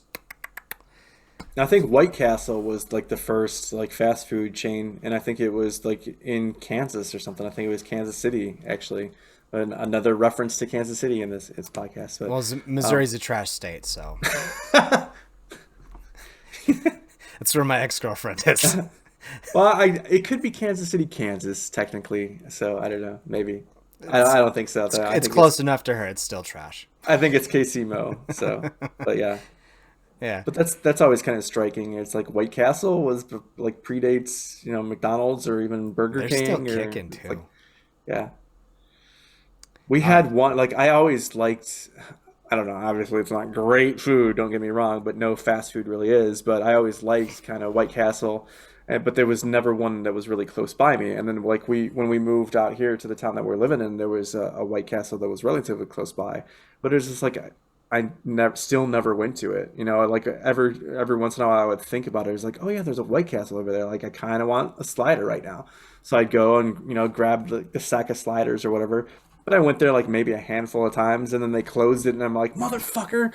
Now there's no White Castle again. It's just like you didn't go when it was here. Like that was the problem. Like everybody was kind of like that. Oh, I want White Castle, but you never go. So that's the I issue.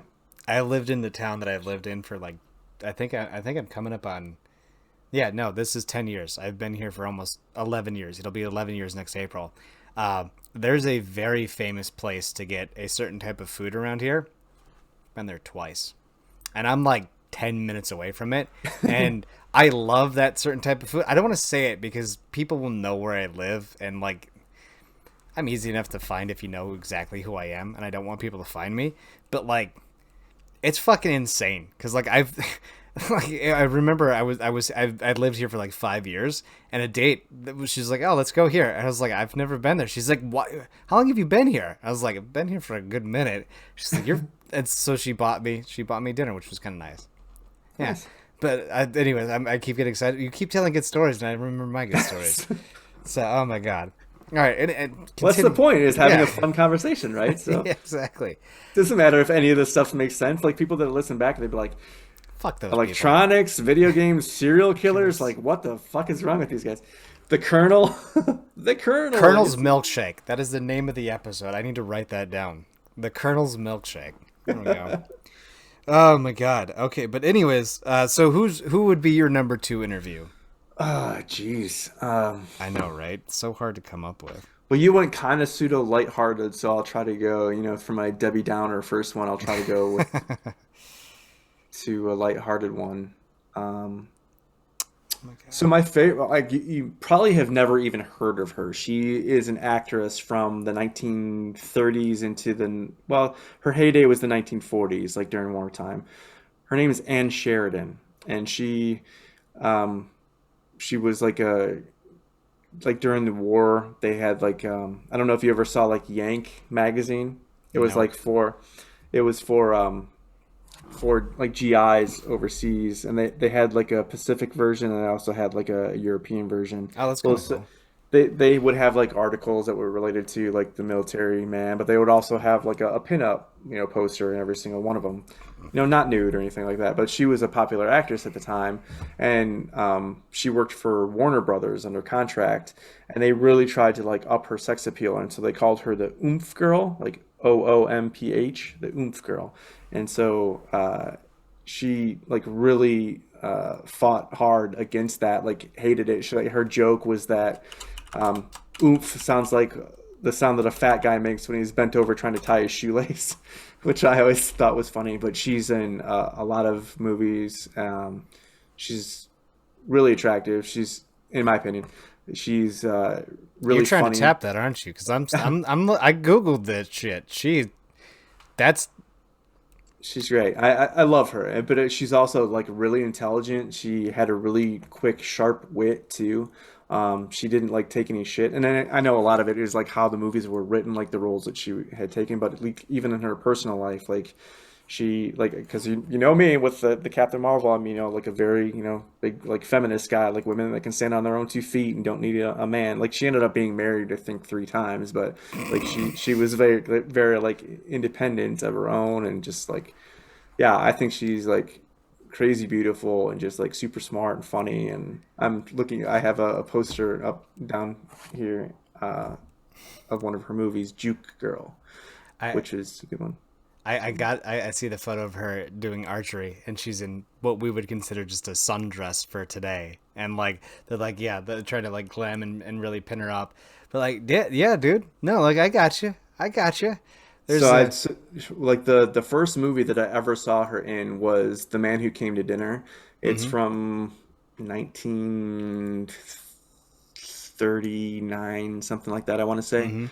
But I typically watch it like every year around Christmas because it takes place like it's like a Christmas movie. It's really funny. It's this guy who's like an author who's on like this book tour kind of thing, and he ends up at this like shithole town in Ohio, and he's going to like visit like one of the like the muckety mucks, like one of the upper echelon people of that town. And he like slips on this ice, and he slips and falls and like hurts his hip or something, so he's kind of laid up, and so he's recouping there in these people's houses who he can't stand, and now who he's mad at because he got hurt like at their house. And he's like actively going to be suing them.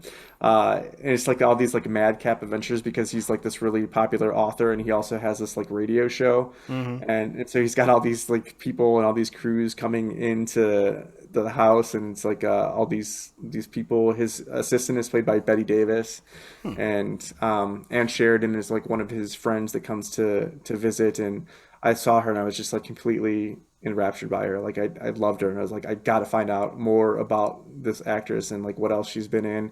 And I've made it my goal to try to see like every movie that she's in. I haven't done it yet, but I'm in the process. And so that would be like a really cool interview. Like if I was able to, talk to her and pick her brain and everything.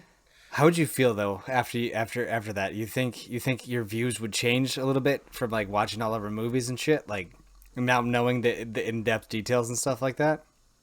Yeah, I don't know. I mean, I think it would be, well, she unfortunately she died really of like lung cancer at like I think she was only 52 years old when she Okay. died, and so it's like really sucked, but it would be just cool. I mean, she's one of my idols.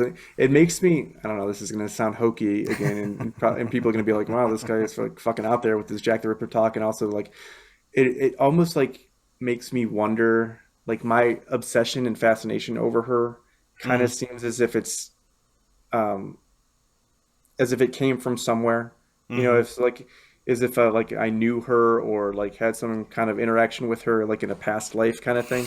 Okay. Yeah, I know. That's what I'm saying. Like it sounds hokey and stupid, but like not to the extent like, oh, I was Ann Sheridan or I was married to Ann Sheridan, not like Yeah. that, but like something that like I thought I knew her or something because Okay. it's just like it when I saw her, I was just like completely enamored with her. And it was more than just like, oh, I'm physically attracted to this person. I want to see more of this person. It was like, Yeah. man, she's fucking familiar. It was kind of Hmm. it's like that. And it's yeah, I don't No, know. I got you. I got Yeah, you. so and that's when a lot of people hit stop on the on the And it's all podcast. good. No, it's all good because like the reason why I ask is because those OnlyFans girls that I've interviewed, right? So like, oh, there's I found my missing piece. Cool.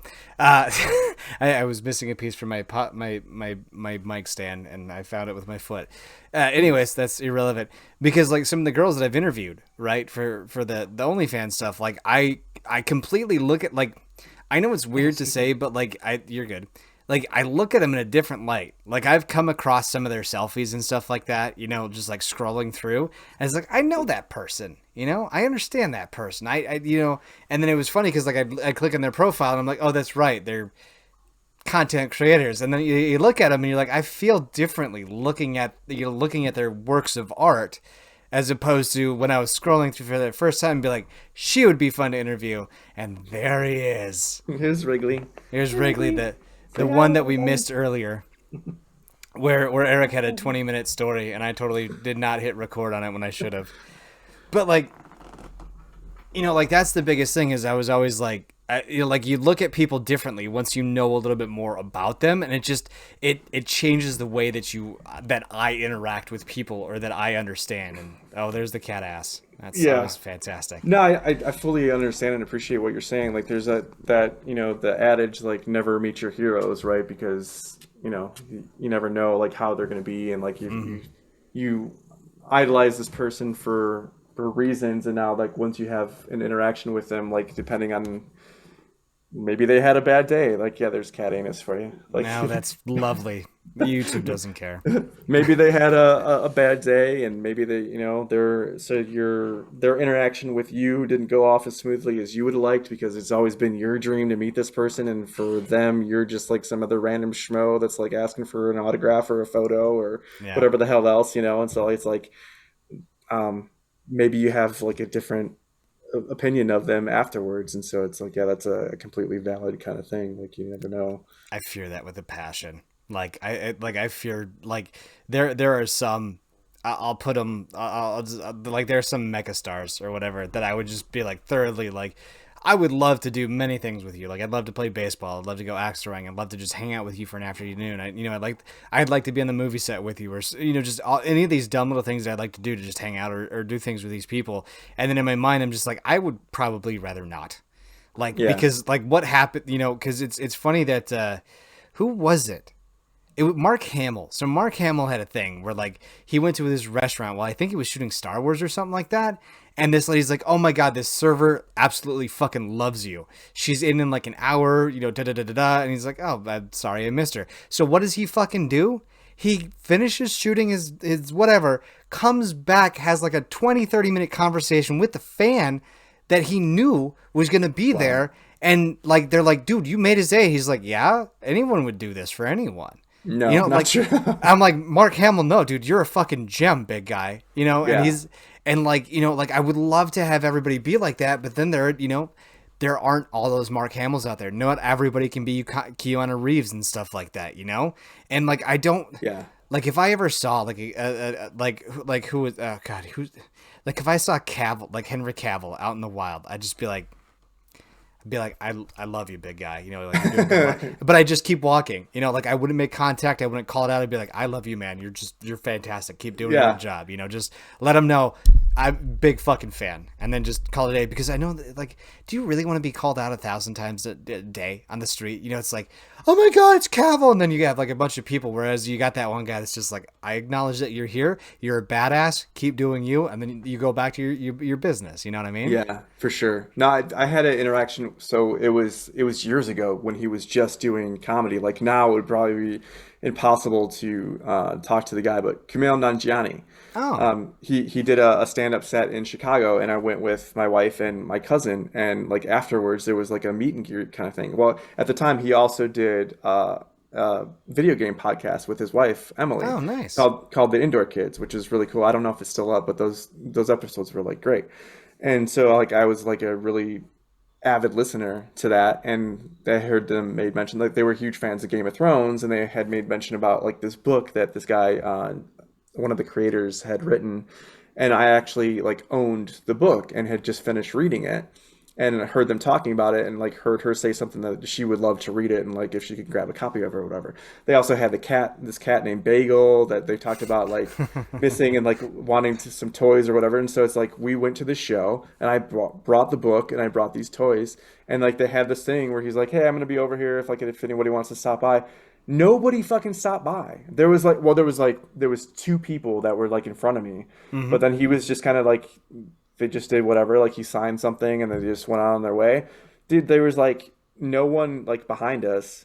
I fucking sat there and talked to the guy for like 10, 15 minutes. He was like talking about Game of Thrones. He was so just like enamored that I like brought them this book and brought these toys for their cats. It's like, oh man, you really are a fan of the show. Like you heard us talking about this and blah blah blah.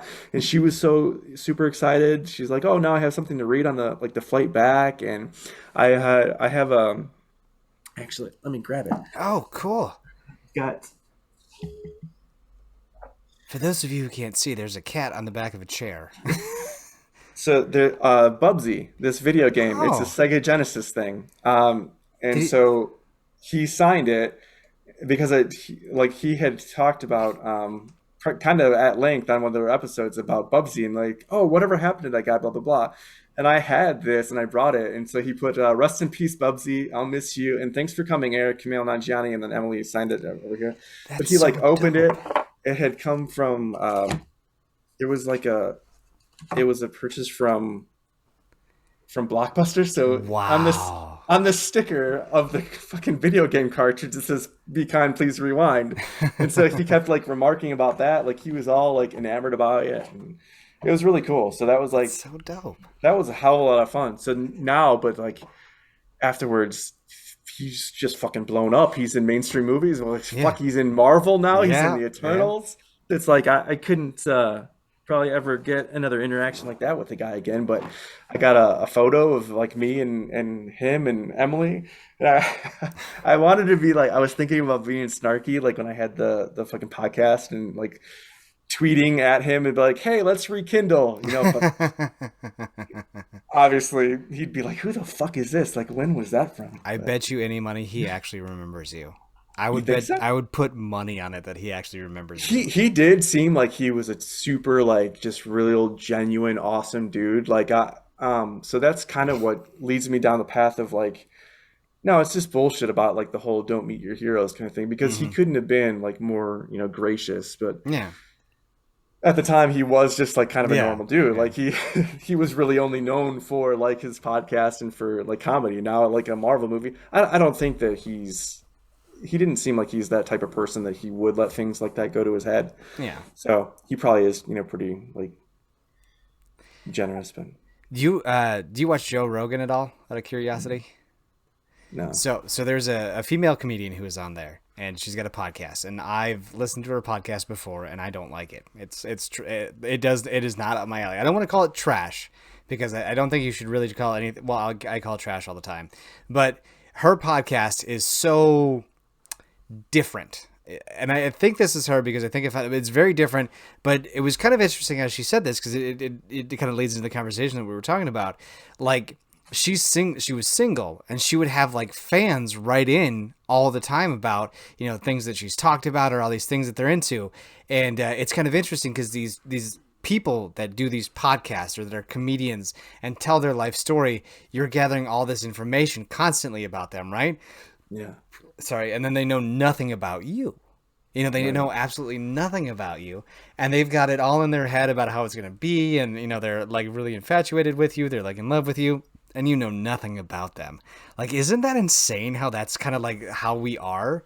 You know, because like I could listen to like 10 of your podcasts and really know who you are. Eric, I'm your biggest fucking fan. Da-da-da-da. And you're like, I don't know who the fuck you are. Thank you. You know? Yeah, well, I mean, the case in point, like I was just mentioning with Kumail, like I had brought like toys for the cat and a book, you know, that's, and in the real world, that's kind of like considered like stalkerish behavior. Like, what the fuck? Like why would you do this? But it's because they had brought it up in the show, and like I think we had this conversation, like maybe back even like the first episode we were on. Like, if you listen to podcasts long enough, like you start to feel like you just mentioned that you have like a relationship with these people. It's like a kind of a one-sided conversation that you're not really part of, but you feel like you know. Yeah, it's exactly. I'm just rehashing everything that you just said, so I'm sorry, fine. but.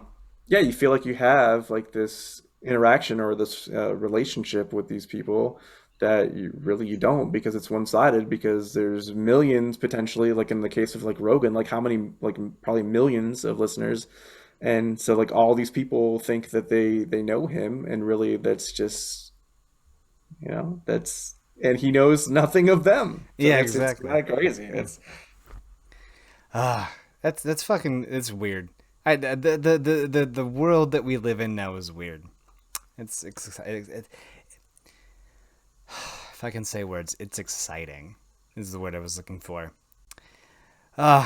Eric, sir, you have any topics? I know we only did 2 people, but I feel like we've talked at length. I'm actually, for a change, tired at 9:00 at night. I know, right? Dude, do you have any why, I don't know, it's like it's already over 2 hours, so yeah. It's up to you. It's your show, man. I mean, if you're ready to call it, then I mean we can certainly call it, but do you have any Reddit threads up there? You have any advice that we can do? You know what? Want to do one advice thing? All right, Eric. All right, I see what you're doing. You want to hang out some more? I got you.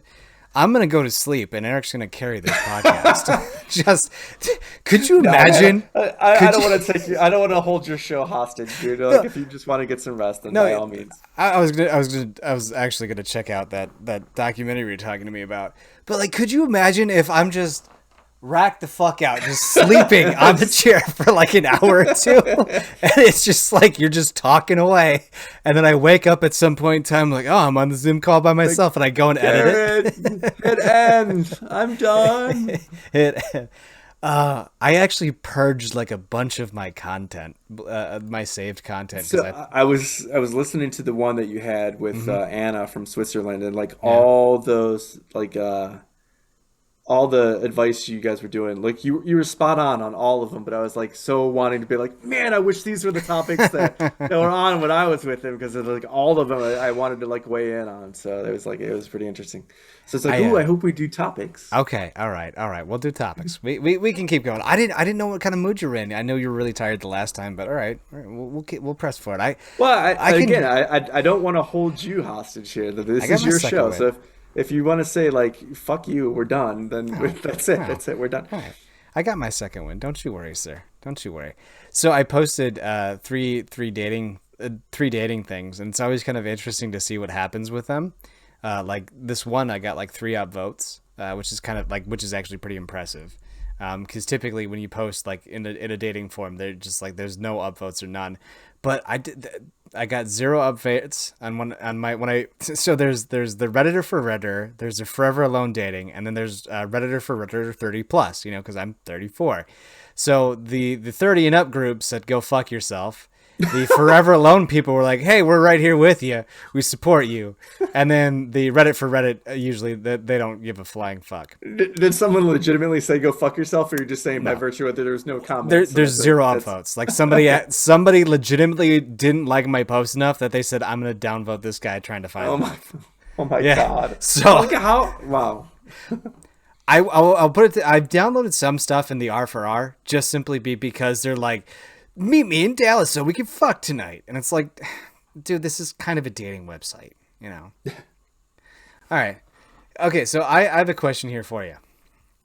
Men of Reddit, what made you not want a second date with someone? Oof. Man, Jared, I've been out of the game for so long, dude. Like,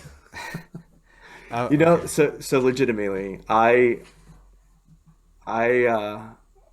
like you, Okay. military guy, in that I was married before, Mm-hmm.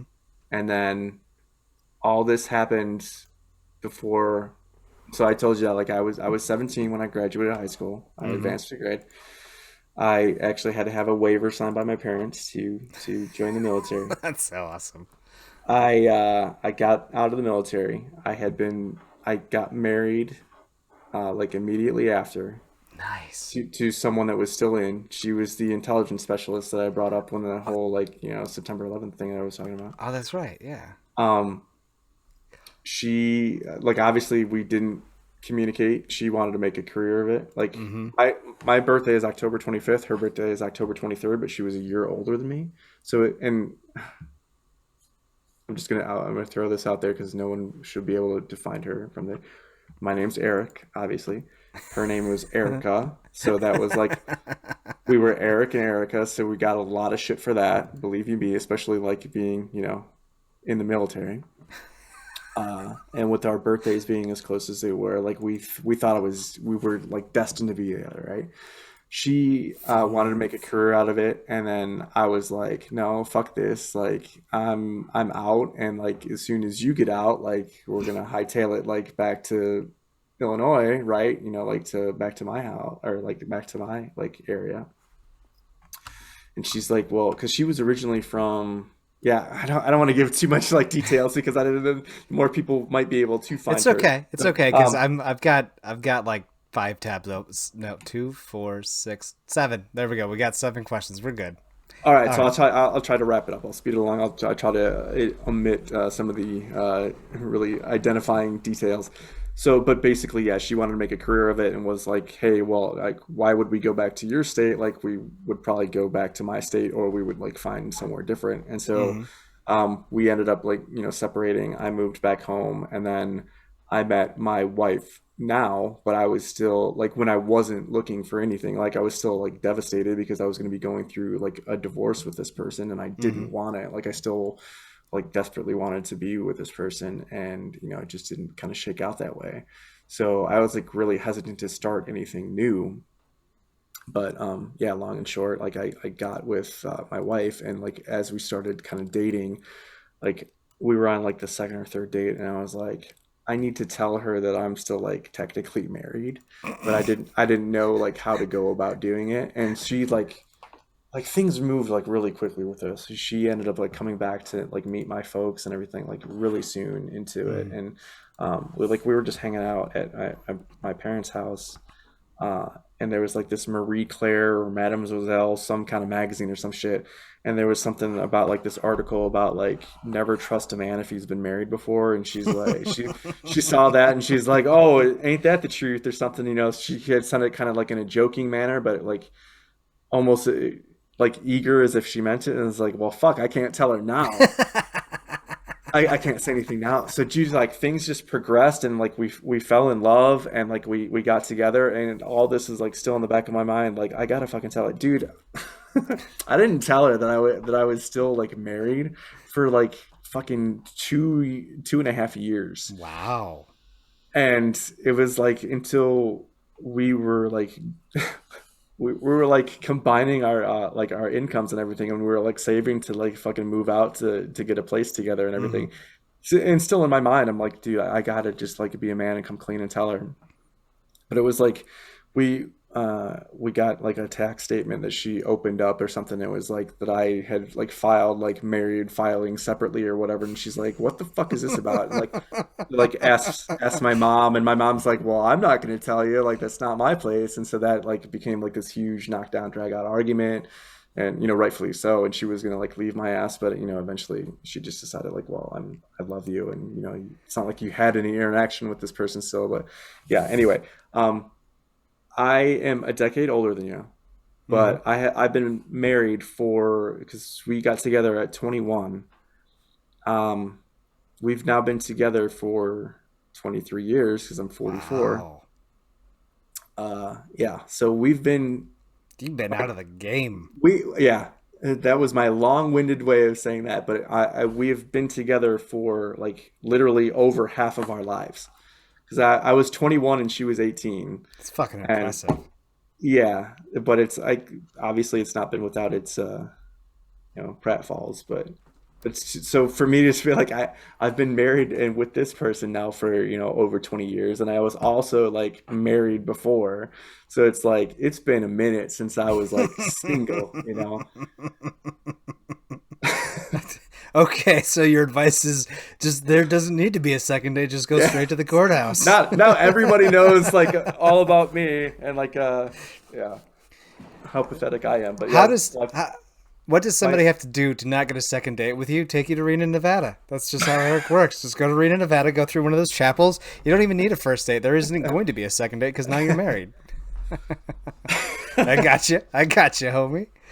Uh, for me, it's just like showing up late or being just like a terrible individual. I was going to use another word there, but I decided not to. Just if you're being a terrible fucking person, like dude, just like no. Like that one girl, like she showed up an hour and a half late to our date to disc golf. Like I could have played the course twice and yeah. still had time left over. And then she was just a horrible individual anyways. And there was like no, oh, I had heard the one thing where she like one of them was trying to hook you up with like their pregnant roommates or whatever. See, And I you're put my like, hand what? on her. So like, she was not an ideal woman that I would have dated. I was in a slump, and I just found somebody who was kind of willing. It was bad to begin with, but like I made a move to cuddle with her while we were watching Netflix, and she's like, "Ugh, it feels like the devil just touched me." I was like, "All right, Like, I'm gonna go now." like who would say that? Like who would phrase it that way? Just be like, you, It it could have was been like no thanks or I'm not feeling it. Like to literally say it feels like the devil is touching me. Like what the fuck? It was so bad. It was just because like we had hung out before and we kind of had a little bit of fun. Like we had enough fun to be like, hey, let's do a second date. She's like, oh, come on over watch Netflix tonight. And it was just kind of a spur of the moment thing. But it was weird because like I immediately put my hand on it and like I felt a disturbance in the force. And then she just kind of goes, feels like the devil's touching me. I was like, all right, I'm done. I'm out Yeah, of hard pass. hard pass. Come here, So yeah, so I got a couple of good ones here. Two, four, six, so yeah, we got seven. One of them is just kind of a funny advice question that I want to read to you because I can't believe this got posted on the fucking internet. I have to believe it's fake. okay. But so this one is from what the fuck is that? Ali Xanax is what I'm assuming that is. Ali Xanax or something stupid, whatever. My boyfriend just broke up with me and I can't sleep. Hello. Oh God. No, let me know. I gotta remember the cat's name. Wrigley. Hi, Wrigley. Hmm. So my boyfriend just broke up with me and I can't sleep. Honestly, I think I need someone to talk to. My boyfriend just broke up with me because he said he never loved me, doesn't feel attracted to me anymore, doesn't want to work through this, and wants more time to himself. I took this really bad and couldn't leave him for over an hour and really annoyed him. I just wanted to work this out so badly. I know I have to let him go and let him be by himself now. But how am I supposed to continue? How am I supposed to go to my office job where I'm usually always alone and not cry? I just want the pain to stop. LOL. Then she put LOL in there. Yeah. I also feel the need to include he slept with his best friend's ex, who was also my friend, and she lied about it while I found out it was true today. I know he wasn't a good person, and I shouldn't be this sad, but I don't know how to make it stop. I mean, whenever a relationship ends, obviously it's not like you're not feeling the best, but I think in a lot of cases, and it sounds like this is a similar case, it's like it's more about your own ego being bruised than it is about like the actual like feelings for the other person. Hmm. Like the dude was obviously a piece of shit. Like I don't know if I missed it. Did she say how long they had been together? No, it didn't mention it. Like it doesn't sound like it's that awful long. I mean, Just it could have been, but like, yeah, I see where you're going. like it just seems like it's okay. The dude was kind of a dirtbag, wasn't really as invested in the relationship as she was, and like it just seems like she's better off. But yeah, of course, like it hurts, and of course you're gonna be like kind of Uh-huh. down in the dumps. But She asked how to begin to see a therapist a few days later. Good for her. Good for her. Oh yeah, it sounds like because I'm looking through her thread now. Am I the asshole or getting mad at my boyfriend for not communicating with me? Apparently that was 10 days ago. Uh, okay, so yeah, she's got a lot of okay. So, I I mean the fact that she had to add that in there, I side more with you on that. I had a different opinion until you brought that up. It's perfect. Like that last little bit in there is like a little ego to make her not feel as bad. It's like, girl, you kind of already know. I think I did respond to her though. Yeah, I was like, oh yeah, I told the cool little the story about how my ex girlfriend pulled a very tactical retreat on a breakup, which was fantastic. Um, but basically my thing is like, what is it here? Uh, sneak a headphone in and then rock out. You know, like with James. I was like, I sneak a head when it happened to me. I snuck a headphone in and I basically rocked out like James Hetfield himself. And you know, while he plays like Metallica, you know, just like go ahead and vibe on your bad self. Like just get down with your bad stuff. You know, relax with a little heavy metal, relax with Xavier Root, whoever you want. You know, give yourself that dopamine. Go buy a greasy double deluxe chick. You know, a double deluxe Culver's with extra bacon. You're okay if you're vegetarian. Go get a double veggie patty burger. Just fucking do something that makes you feel good. mhm. And I think she responded. She's like, "Oh, I'm sorry that happened to you." And then she's like, you know, like talking about whatever. It's like whatever. But yeah, did I tell you about the time my girlfriend pulled like a real tactical retreat on me or whatever? Yeah, where she like called you to like Yeah, meet her in public before you had to go to work. yeah, like 10 Yeah, minutes before I had to go. That was so yeah, awesome. that Like that I'm not is even mad. Like I wasn't even mad. I was like that like the tactical standpoint of all of that to me was just impressive. You know? that is yeah. So how do I silently open a soda can? It's nighttime and I don't want to make noise. How do I silently open a soda So can? I'm gonna type on a keyboard that's probably clickety clacking, that which is making as much, if not more, noise than opening a soda can. Like what the fuck? Why do people come on the internet? Seriously, like, but yeah, do you just grab you take your shirt and you just go by the top and then like or go in another room.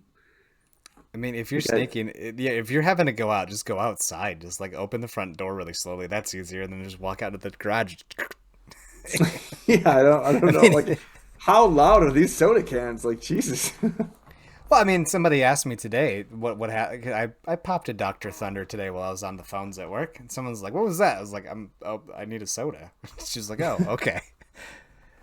To be honest with you, I just don't do it like you normally do, where it's like, just fucking pop it real fast. Like, if you're curious enough to go, like, how do I open it silently? Just go outside. Like, if you're Yeah, really that worried. that's what I don't understand is like going on the internet in the first place. There's like, I'm thirsty, I want a soda, but I don't want it to make too much noise. So instead, I'm going to go on Reddit and type up this dissertation about asking people, and then sit back and wait for like people to give. Like how many responses were given to this thing? Like I don't understand the thought process of these people. I really don't. 196 comments, 575 upvotes. Seriously? Dead Oh serious. God. 98% upvoted too. Wow. I don't understand. Sorry. No problem. So when you give a girl a hoodie when you're dating, is it presumed that it's permanent? Or can I ask for my shit back because I really like that hoodie? Lol. LMAO, help me quick. I think while the relationship is ongoing, it's assumed that that's her property until she gives it back to you. But like, certainly, if the relationship ends and it's one of your favorite hoodies, then you're more than right to say like, "Hey, I want my stuff back. This is one of my favorite hoodies. Fucking give it." So you know that Serial Killers and Chill podcast hoodie that I have? Mhm. No? Yeah.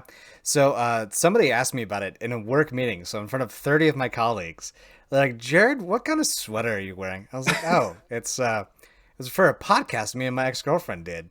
And my supervisor, Chris, was like, I'm sorry, what? I was like, yeah, we did a podcast. And then she broke up with me and I still have the hoodie. He's like, you know, hoodies are like $9 on the internet, right? I was like, I know, but it's comfy. Why would he say it like that? Like, They were just fucking around with me, but like you know, like it's a good hoodie. Like yeah. I don't want to give it up. And, like if she's like, I need that hoodie, I was like, you can go fuck yourself. I paid for all of it. This is mine. You know, like I don't even care. Like if I buy dude, if I buy a girl a hoodie and she breaks up with me, I'm gonna go get my fucking hoodie. I don't care. Like I can't wear it, but it's my new girlfriend doesn't need to know that it was my ex-girlfriend's. Right. You know? Like in that case, I think the presumption is that it's like it's his hoodie that she's wearing because she's cold or whatever, and then Yeah. like it just becomes her property. Oh, excuse me. Can't you go. stop like belching. But I think, yeah, that in that case, like when you're actively in an ongoing relationship, then like that's hers until she says otherwise. My So, but Here's the all thing. bets are off as soon as that relationship ends. It'd be like, here, give me my box full of shit, including my fucking hoodie. Take it off. Bro, I'm not gonna lie. When I was back when I was in high school, I used to wear those like really cool button-up shirts. You know, the silk ones with like the flames on it and the dragon. I was that guy. I was that guy. And these like one day, just like one of the so like I for some reason had like four of these shirts in my backpack. I don't fucking know why. One of these smoke show girls came up to me and was like, Jared, I want to wear your shirt today. I was like, why? She's like, it looks really cute and I like it on you. I want to wear it. I was like, okay. So I took it off, gave it to her, put on the other one. Another girl comes out of nowhere. She's like, I like your hood. So I gave like I think I had like three or four of them. I gave them all away, Oh and my like I God. got them back like a week later, and they smelled glorious. Like they smelled like rose petals and fucking vanilla. And like I didn't want to wash my shit. Like I just want to be like, here, please wear this again, and I'll get it back in a week. It smells beautiful. You know. So yeah, I mean, just maybe embrace the suck, or you know, fuck it, just be happy. I mean, I don't know about you, but like when I've had women over and they've put on my clothes, I find that to be the sexiest goddamn thing in the world. That is pretty awesome. She's drowning in it, but like it looks good. Yeah. So so we're gonna take a little bit of a turn here. I've been fired slash laid off, but was asked to stay a couple of weeks to train. Can I Nope. leave earlier? They go into this little tirade. Apparently he's like 17 or some shit like that. So, Well, I don't get that, but I mean, like, if soon as someone were like, especially if they were to fire me, I'd be like, no, get fucked. Like, you fired me. You had your opportunity to keep me around. Like, I'm not doing any favors for you. If it was laid off, then maybe it's a little bit like kind of a different scenario because if you don't want to like burn that bridge, because if there's any like chance that you might be called back into the position, then okay, yeah, maybe you want to like keep in their good graces or whatever. But certainly, like if you're fired, you'd be like, no, middle I'm done, fingers up. skis. You're like, fuck off. If Never you're talk to laid me off, again. if you're laid off though, don't you technically not have any hours? Or shouldn't you have hours? Because I mean, if you're laid off and you're being asked to train people to do things, isn't that a little conspicuous or weird? Yeah, well, but that's the thing. Like, are they going to, if they're not going to pay you, if they're not going to offer you any kind of compensation, like, A, that's illegal. Yeah.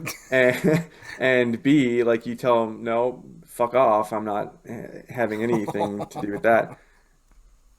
You can ask for, like, some kind of like severance or something, or like maybe if they pay you under the table or something. I'm like, I don't know. What's the revelation? Why are you No, laughing? I picked one off of the title and I didn't read it, and then I read the first couple of sentences. I do that. It's not that I'm not. It's not that I'm bored with you. I'm kind of like checking ahead, and I'm just like, okay, that's all right. Yeah. So it's. I'm sorry. I'm sorry. It was No, inappropriate. I like to read ahead. It's because I can.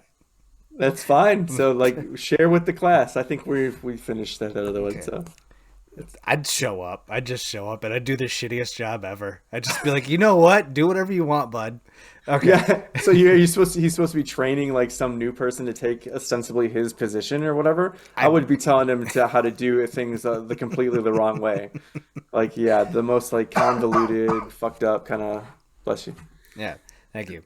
My boyfriend can't hold an erection. I have been going out with this guy, and everything's been going amazing. He's really sweet, funny, and I can imagine myself spending a lot of time with him. I am also in the United Kingdom. The only issue that we've had so far is that he can't hold an erection.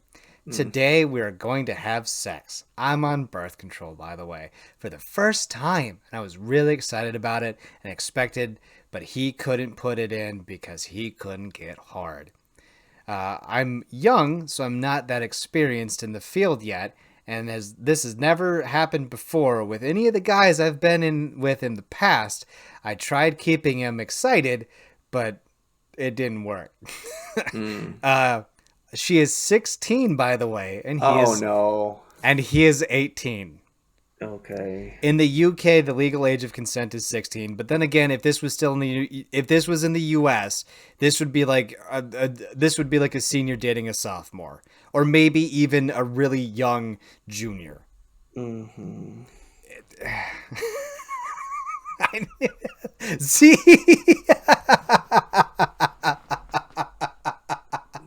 see, this is what happens when I don't read titles and then I read them forward and then I have to talk about them. I mean, I don't have to; I could skip it. But then, what is the fun of that? Yeah, I think for argument's sake, for our own peace of mind, let's just assume that they're both, well, you said that the The age of legal consent age of is, consent yeah, in the UK is 16, yeah. according So, to what she oh, puts, and I'm going to believe her. and she says though that she's been with others, She's been so with it's like, others. Yep. yikes. Okay. It literally says, I'm not experienced in the sex field yet, and this has never happened before with any of the other guys I've been with in the past.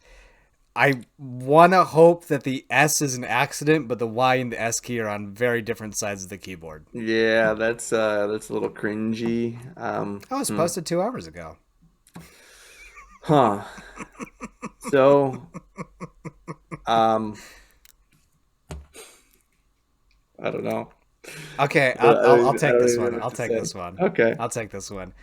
Girl, there are many reasons why performance anxiety can happen, whether it be drug induced, whether it be that you were just an absolute smoke show for this individual that you were coupling up with. But I I don't know, but I hope you have the best of luck because there probably isn't. There's nothing that you can do. If there is stage fright, there is stage fright. There's not much that can, unless your buddy wants to go to get some gas station pills or head on over to the local Wally World and go to the birth control section. I would say best of luck. Well, because I mean, it could be stress induced. I mean, you made mention about drugs. Like you never know what it is. I mean, like a lot of performance stuff is just in the brain. If he's not feeling it for Oh, whatever reason, if it could just be psychosomatic and it's just like, yeah, it's no matter what you do, it's you got to be kind of in the right mindset and not just be like racked with other things that you're stressing out about and if there's performance anxiety, it happens. Fucking yeah, it's awesome. All right, we're on to a good one. How do I get my friend to delete pictures of my boobs? Me and my two other friends are very close, and over the summer, my boobs went from C's to E's. And over. What the fuck did I just read? Me and my two other friends are very close, and over the summer, my tits were are. My boobs went from a C to an E and over. Okay, I did read that correctly. Because shirts weren't fitting me anymore, I wore tank tops. And anytime I wore tank tops, they took pictures and videos of them, and one even slapped my boobs, and they keep making jokes about about them, and it really hurts my feelings because it makes me feel like everyone only sees my boobs. I already asked them to stop, but they think it's funny and still love them to death, but they have like 2,000 pictures of my boobs. Slanty face picture emoji? What? To the guy that said, "Send me your tits. I'm 13, bro." I'm sorry. Wait, what? Wow. You're 13 and you have. This feels like it's fake. This is okay. So this has got to be fake. It's possible. This has got to be fake. I'm looking. I went to school with several girls that matured kind of like overnight and went from nothing to like, yeah, to massive. Okay, so all of her posts are. Okay, so all of her posts are like talking about how she's 13. Bitch, why are you on the fucking internet asking about what the fuck? About your boobs, yeah. Well, I did. Okay, see, this is another thing. So her first comment was that she's to the guy that said, "Send your tits. I'm 13, bro." Okay, like I didn't see that comment. I just said, "How do I get my friend to delete pictures of my boobs?" I thought it was like a dating thing or just something stupid or out of dare. And then it took a really weird curve when I first got. See, this is why I should probably read first, right? Yeah, you need to vet these a little bit. Well, like the title's catchy. We don't want to end up on a watch list if we're not already there already. Well, dude, it's got 63 comments already, and God knows how old some of these people are fucking talking to her. Yeah. But like, that's disturbing. That's okay, whatever.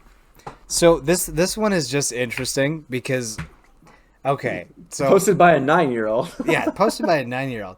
No, so it's hilarious. So this one was just interesting. It says, "My friend is at the end of their rope, and the only solution is physical contact I cannot give them. What should I do?" So they kind of go into this whole spiel about the dude who sounds basically like he's this total weirdo that's never, like he's constantly suffering from depression. He's had a very traumatic past. They've been suffering like this for the last 40 plus years. They can't hold it in any longer. And then, like in one of the, and then in like right away, she's just like, "And I'm a minor." So this dude is like straight grooming her. Mm-hmm. And like, it's fucking insane. Like, you want to talk about some crazy shit on the internet? Like, dude, you're a child posting on the internet about how a dude is grooming you. Yeah, like, this reminds me like hardcore of that one, like in one of the first or second episodes that we did when we were talking about advice, where it was like the sister was looking out for her like younger sister's best interest because the guy was like, what was it? I think he was like 32. Yeah, he was or like 30 and she was like 16 or something. Yeah. This sounds like it's giving very familiar vibes. I know, right? Okay. There's no way that this one can go wrong. Females. Yeah. Could I be pregnant? I saw her age first. I know it's a long shot and it's not something I should be hoping for, but I am. I have no idea what's going on. I literally have no idea. So she's 19. She's late for her period. Her fiance is 24. But her period, I was supposed to start my period 5 days ago on Monday. And, okay, this one got boring. she's like, because then she's like, "I'm spotting." And it's like, okay, you're not pregnant. Okay. Oh, I thought she was going to say something like lame, like, "Oh, we shared the same fork." And no, she immediately went into the whole thing, and I'm just like, girl, no, it's like, whatever. Yeah. I don't know what sex is, but we shared a fork, and we shared a fork. And now I took a bath after my brother. Can I be pregnant? Have you seen that shit? No. Dude, Yahoo advice was the fucking best. Oh, there are some bangers on there. I saw one time, I think it was like it's on like r/facepalm, but I think it was originally like a Twitter post, and it just kind of worked its way over to Reddit, where like some girl asked like, why don't they ever do like paternity test for mothers or something? Oh my god, are you Like what serious? the fuck are these people are so fucking stupid. I love that. Well, I wonder why nobody does a paternity test. You fucking imagined a being into existence and it came out of your body. I would, if you have to question that you're not the parent of that, that child needs to be taken away from you. It's a virgin birth. I have some theories on that, but I do not want to go into that at all. What, virgin birth or something like one thing that you're just reading? The virgin birth. Oh, okay. There's like that like I don't know. Are you like religious at all? No. Okay. I mean, I was like born and raised like Catholic, but not practicing at all. Yeah, I was raised hardcore Catholic, went atheist, and then I found Jesus in Iraq. Well, I found agnosticism in Iraq. I believe there is a higher power, but like, just kind of like through my stupidity and just like running around on the internet, it's just like, yeah, I know how there could have been I know there could be a virgin birth. Like, the statistics are impossible, but according to my doctor, even though I've had a vasectomy, it is still statistically impossible that I make someone pregnant. But that doesn't mean it's an impossibility. It is statistically impossible, but there still leaves room for error because maths is maths, and maths are never to be trusted. There's like no good ones. There's like no good ones.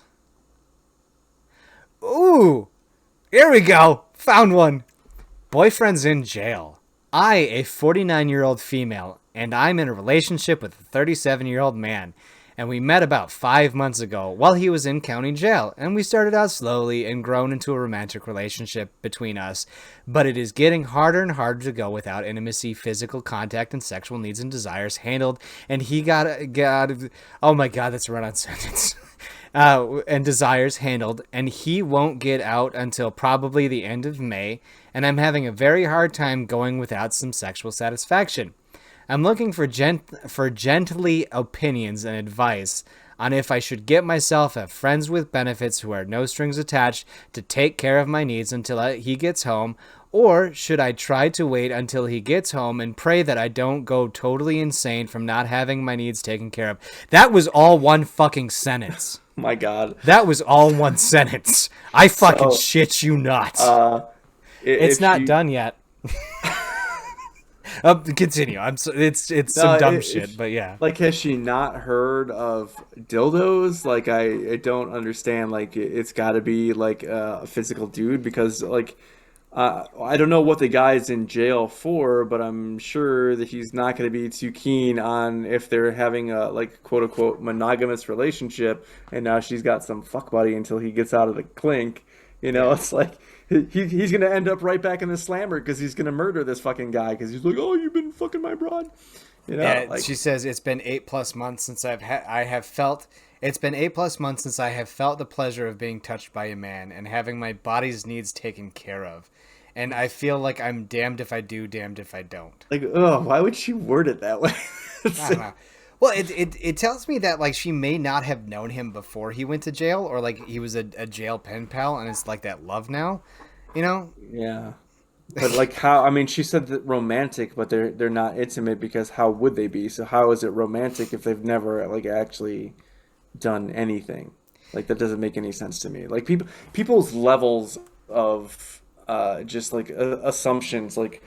Oh, well, we touched fingers through the bars, so that means we're like, we're physically involved. Don't kink shame me. Bitch, no. Don't kink shame me, Eric. No, but like, Papa Badger said, well, this is something you signed up for, but is he okay with finding a friend with benefit? Are you okay with him finding a friend with benefits? I mean. He's already got one, probably. He probably is the benefits. That's coming from a man who would never really survive in jail. Oh, I would hardcore be the benefits. I'm soft and fluffy. I'm sorry, man. I always assumed that, like, have you seen The Butterfly Effect with Ashton Kutcher? Yeah, yeah. I just assumed that I would like be on that receiving end, but I would be like the one that was just gonna like chomp down. Like I ain't being no like fucking, I'll you're put dick not. in my mouth once. Once, Yeah, and that's all it takes. yeah, you ain't fucking mouth raping me repeatedly. Fuck that. Well, hey, China has done studies that if you exert enough force, you can yank someone's dick off. So I saw this thing and I think it was on I think it was on no, it might have been on TikTok Hmm. where there was like this it was an article about this this lady that she sucked this person's penis off and she was in jail for it. And one of the comments was like, "How much is her bail set at?" Like he wanted, like this dude wanted to go bail her out. I mean, if you're gonna go out, go out with style. Oh my god. So it's funny because I had mentioned this. This is two times I'm bringing up a coworker of mine, and it's hilarious because I think so. Like I didn't want to mention it. Like I'd mentioned her in a previous podcast. Actually, it'll be the podcast right before this, so you know who this is. Hi. But it's really kind of funny because like we were talking. Like I'm weird with women. When I become friends with women, I get really weird because it's always strange because women and I, like, I don't know if I'm wired incorrectly or whatnot, but like when women and I connect on a level, I'm just like, you're hot. Oh, I gotta fucking stop that. You are a friend. I have to stop that, right? Because it's just, I don't know if I'm just wired incorrectly or if I was raised wrong or I'm fucked up. I can't have women friends because if I like you, there's a reason I like you, and it's usually because I find you attractive, And so like it was funny because I think I forgot how we got on the topic, but I was like, oh yeah, if I'm gonna go out, I want to go out, I want to go out in a blaze of glory. And then she came up with this really amazing way to just die. And it was funny because I was like, "Oh, if you get it right, I'll let you, send me off into the great beyond." And she came up with this amazing story of how like it would be a beautiful death. I was like, "That'd be really cool, but you're not even close. You're not even close to it." And then, like that's how I'd want to go out. I want a girl to suck me off so hard that it falls off, and then I just bleed to death. That would be the best. I'd just be like, ah, ah, ah. Oh, well, fuck. I mean, thanks, sweetheart. High five, and then I'm just done. I mean, I did almost kind of experience that, but that's a story. That's a story for off the podcast. Oh my Okay. god, yeah. Um, I mean, like my advice to you, lady, is that like, look, I've been single for like almost almost like yeah, it's been a year now. Like a little over a year. I've been single for a little over a year, and it's been less than that since I've had touch. But around that 8 months time, if I can go without, you can go without. I know it's a little bit differently because you can just kind of be like, hey, and there you go, you got some, or go on Tinder and you get a couple swipe rights, and then you get to choose, pick of the litter. But look, lady, if you're 49 years old dating a guy who's 12 years younger than you and he's in jail, you might want to cash out right now and just find yourself somebody else. Because I mean, damned if you do, but I guarantee if he comes back and you are still fertile, you might be having a kid at 50. So Well, I don't know. I think again, we don't know what the guy is in for. Maybe it was something that was I'm not even taking innocent. that into consideration. But she might want to reevaluate her life choices just What if it first and was? foremost. What if it was like a blue collar job, like a little bit of tax evasion, or a little bit of Yeah. embezzling, like just some kind of blue white, like I'm sorry, some white collar crime, just Yeah. something kind of like, meh. It could be. I mean, yeah, maybe that's the case. That's why I said I didn't want to like speculate on that this is like some violent, criminal or whatever that he's going to come out with, face tattoos and whatever. But yeah, just reevaluate your life choices. You're pushing 50, lady. Like he's, younger than you by like over a decade, and he's in jail for God's sakes. Like, I mean, just again, Just think about what you're doing. just Like, bounce. I think your lack of physical intimacy by that dude is the least of your problems at this moment. Like, you need to figure something else out. God damn. That's some good shit right there, Eric. We found one. It took me 20 minutes to scroll through some garbage. I just like some of the stuff you just read. It just like it has that like usually it has a poppy title and you think it's gonna be good and it's just not, and then it turns into some shit where the era gets really really weird and you don't know how to carry on with that. Like what do I do when my friend hangs out with the oops or the OPPs? The fuck like do I stop being friends with him? Oh, what do I do when my friend hangs out with the opposition, the opposing forces, the enemies?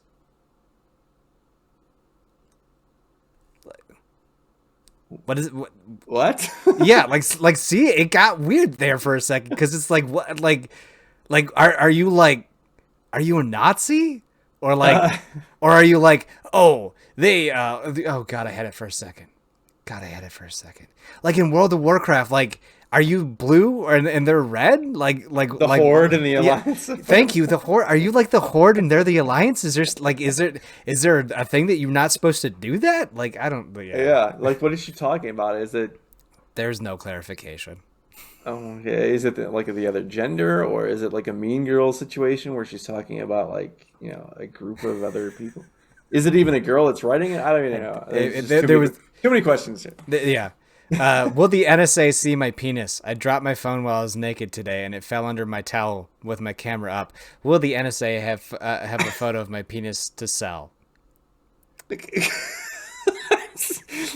there something like comic about like? Do you have like this like ludicrously small penis? Like why would the NSA want to sell? First of all. Why would the National Security Agency want to sell a photograph of your penis person?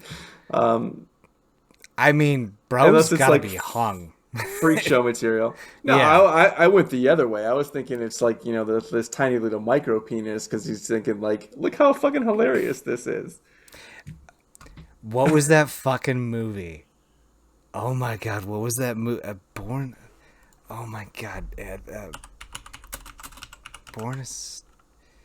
Oh my god. Maybe it was Nick Swardson? He was I think he was an actor. Oh my god. The movie is amazing. Oh, give me a second.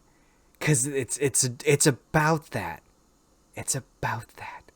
What the fuck was that movie? Do you know what movie I'm talking about? Where the dude tries to become a porn star? No. And his dick is like an inch hard? No. Oh my god. What the fuck? Hold on. I gotta find the movie.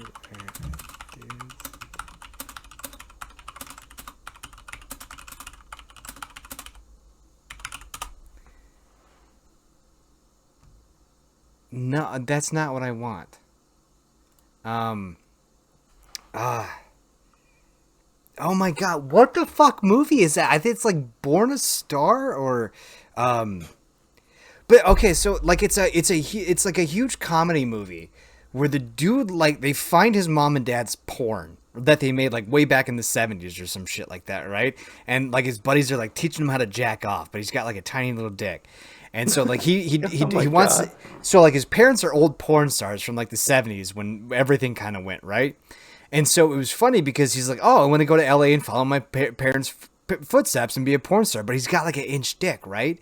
And like, it's funny because like he's never had sex. And so like so like it was funny because they were about to film the scene. Like he goes to he meets this black dude who's just hung like a horse. Like it's like every stereotypical horrible trope in a comedy. And so they're like, oh, like let's show you. And then like this one porn producer who's kind of not in the game thinks that he could really hit it off with this guy because it would be something super niche, right? So like it's really funny because it tells us a story of like how he helps dudes with these really really tiny dicks, like. This girl's like, oh my god, I was almost gonna break up with my boyfriend because he's only got like a 3.5-inch hard on. Like it's just horrible. And then I saw your porn and I was like, oh my god, my guy is hung. And the dude's like, thank you for saving our relationship. It is so mind-bogglingly stupid that it's just funny. Like, I wish I knew what the fucking movie was called. I'll probably find it like after the podcast is done because I'm not gonna waste any more time just like trying to figure it out. But like it is ridiculously hilarious. It is like absolutely All right. hilarious. I'm sorry. I No, no, apologize. no worries. So we're gonna end it on a tiny dick, huh? It sounds like it. Oh my god, Eric, I know that you're on 2 podcasts now. Where can we find you, big guy? Thank you. File Under Entertainment podcast with Dylan and Eric. Our whole first season covered movies. Our second season is music, and looks like we're going to be getting back into the groove. So hopefully by the time this airs, we'll have another probably movie-related podcast and hopefully another music one. Plus, there's those music interview podcasts, blah, blah, blah, blah, blah. Just, yeah. File Under Entertainment. We're on all platforms. And then if you like college football, I guest spot every Wednesday on the Evil Mark Show. And that posts on Thursday, so anyone that likes college football can hear me talk about my love for Notre Dame football on the Evil Mark Show. You know what's really nice is when you listen to them after the games have come out, and you can kind of be like, "Ah, you suck," or like, "That was a great pick." Yeah. I Yeah, gotcha. so I don't know if I don't know how far you are, but I'm there's caught up. kind of so there's this thing where Mm. it's like I'm willing things into existence. Like I always talked about, like the fucking SEC having 2 teams in the playoffs, and that being my conspiracy theory. And lo and behold, it happened. I also had talked about Lincoln Riley going to USC, and that ended up happening. So I kind do of, I do have a final question actually here. Did you see that fullback who went for 101 yards or whatever the fuck that was? It was mm-mm. like it was just like some random fullback for just some kind of unknown team or whatever. Like he had a hole right up the middle, and then he outran like the corners and the safeties for like a 101-yard touchdown run or something crazy like that. That's wow. Yeah, it Who was who a was that? I didn't hear ah about that at all. okay. Well, yeah, we're not gonna. Whoa, there we go. NCAA fullback 100-yard touchdown. Whoops, touchdown run. I think it was like you miss or something like that. No. Okay, I got. God damn it. Fullback. It was like, okay, do I have to go to I gotta go to YouTube. I know. So I gotta scrub through my history now. I love it. But yeah, like it's just because you don't expect a fullback to go 100 fucking yards. You know what I mean? Yeah, I mean most teams don't even have fullbacks anymore, so that's Yeah, like it was pretty impressive. Oh God, I did watch all the Halo stuff. Hey, have you ever heard what an eagle actually sounds like? no. They're apparently eagles are scavengers, and they are like really what's you call it, like they sound like they're like "Meow." It's not that "Meow." It's not that majestic thing that you hear, but it's Yeah. just kind of a "Meow." It's really you look at it and you're like, you kind of sound like a bitch right now, big guy. Oh my god, I watch so many shorts. I have an obsession with watching some of these stupid shorts on YouTube. Like, do you ever do that where you watch those quick little 23-second shorts or whatever? Not really. I mean, I've been I got kind of in a rabbit hole of watching TikToks today. Do you watch TikToks at all? I get so cringed out at TikToks. Really? Yeah. I mean, I think you would like them because there's kind of there's some spicy material on there. There's some spicy material on it. It's pretty good. It is pretty. Okay, we're getting a little back into it. Uh, you. Oh no, that's right. Where the guy kicked the ball out of bounds. That's fucking hilarious.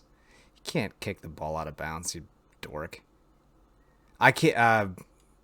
I can't. I can't. Maybe it's on here. I'm not seeing it. It was probably quite a while ago, but it was just insane because like he broke it, and it was just insane. You're just like, how do you outpace the corners and the safeties as a fullback? I mean, Yeah. I get that it's NCAA, but like, dude, how do you outpace somebody like that? Yeah, most That's of those ridiculous. guys are like smaller, chunkier white dudes that don't have a lot of speed. They're just there primarily for blocking. They don't get the ball a whole lot. So yeah, for them to like get it and like burst the speed, past the secondary, that's pretty impressive. The next if you Christ- do find it, let me Oh, know. here we go. Here we go. Here we go. Illinois. Okay, so it's West Michigan versus Northern Illinois, and it's the Northern Illinois Huskies. Yeah, he just hands it off to him, and then he just breaks like one or two tackles, and he gets free, and he annihilates him. It's amazing. I'll send it to you because I can text you. Don't you love that? How at the last second it comes through. I know, right? That was so riveting. The last 3 minutes were so riveting on the podcast. I love it. All right, Eric. I sent you a text, buddy. There it is. Awesome. Enjoy it. Cool. Thank you for joining me, as always, big guy. Thank you for having me. I can't believe another month has passed. I'm looking forward to next month. We will be in a new year. Your Christmas party will have gone stellar. You'll have looked like a fucking champ in your outfit, and it's gonna go wonders, dude. I'll have had a nice, relaxing vacation. It'll be miraculous. You know that at that Christmas party, I'm gonna have a couple new Tinder photos up. That Christmas party is gonna be the start of the. My beard's gonna be back in. I'm gonna be looking fly as shit in a kilt and stuff like that. So, thank you again, Nice. man. Yeah, send me some pictures, dude. Oh hell yeah, dude! Have an amazing one, dude. I'll see you in a Thank you. month. Yeah, we'll be keeping in contact. Obviously, we got the holidays coming up, so I'll certainly wish you a Merry Christmas and Happy New Year, and all the things that friends do because we're buddies. So. I'll forget to text you as always. No worries, man. We'll keep All right. each other honest. Thanks a lot, dude. Have a good See one, ya. Jared. Bye. Take care.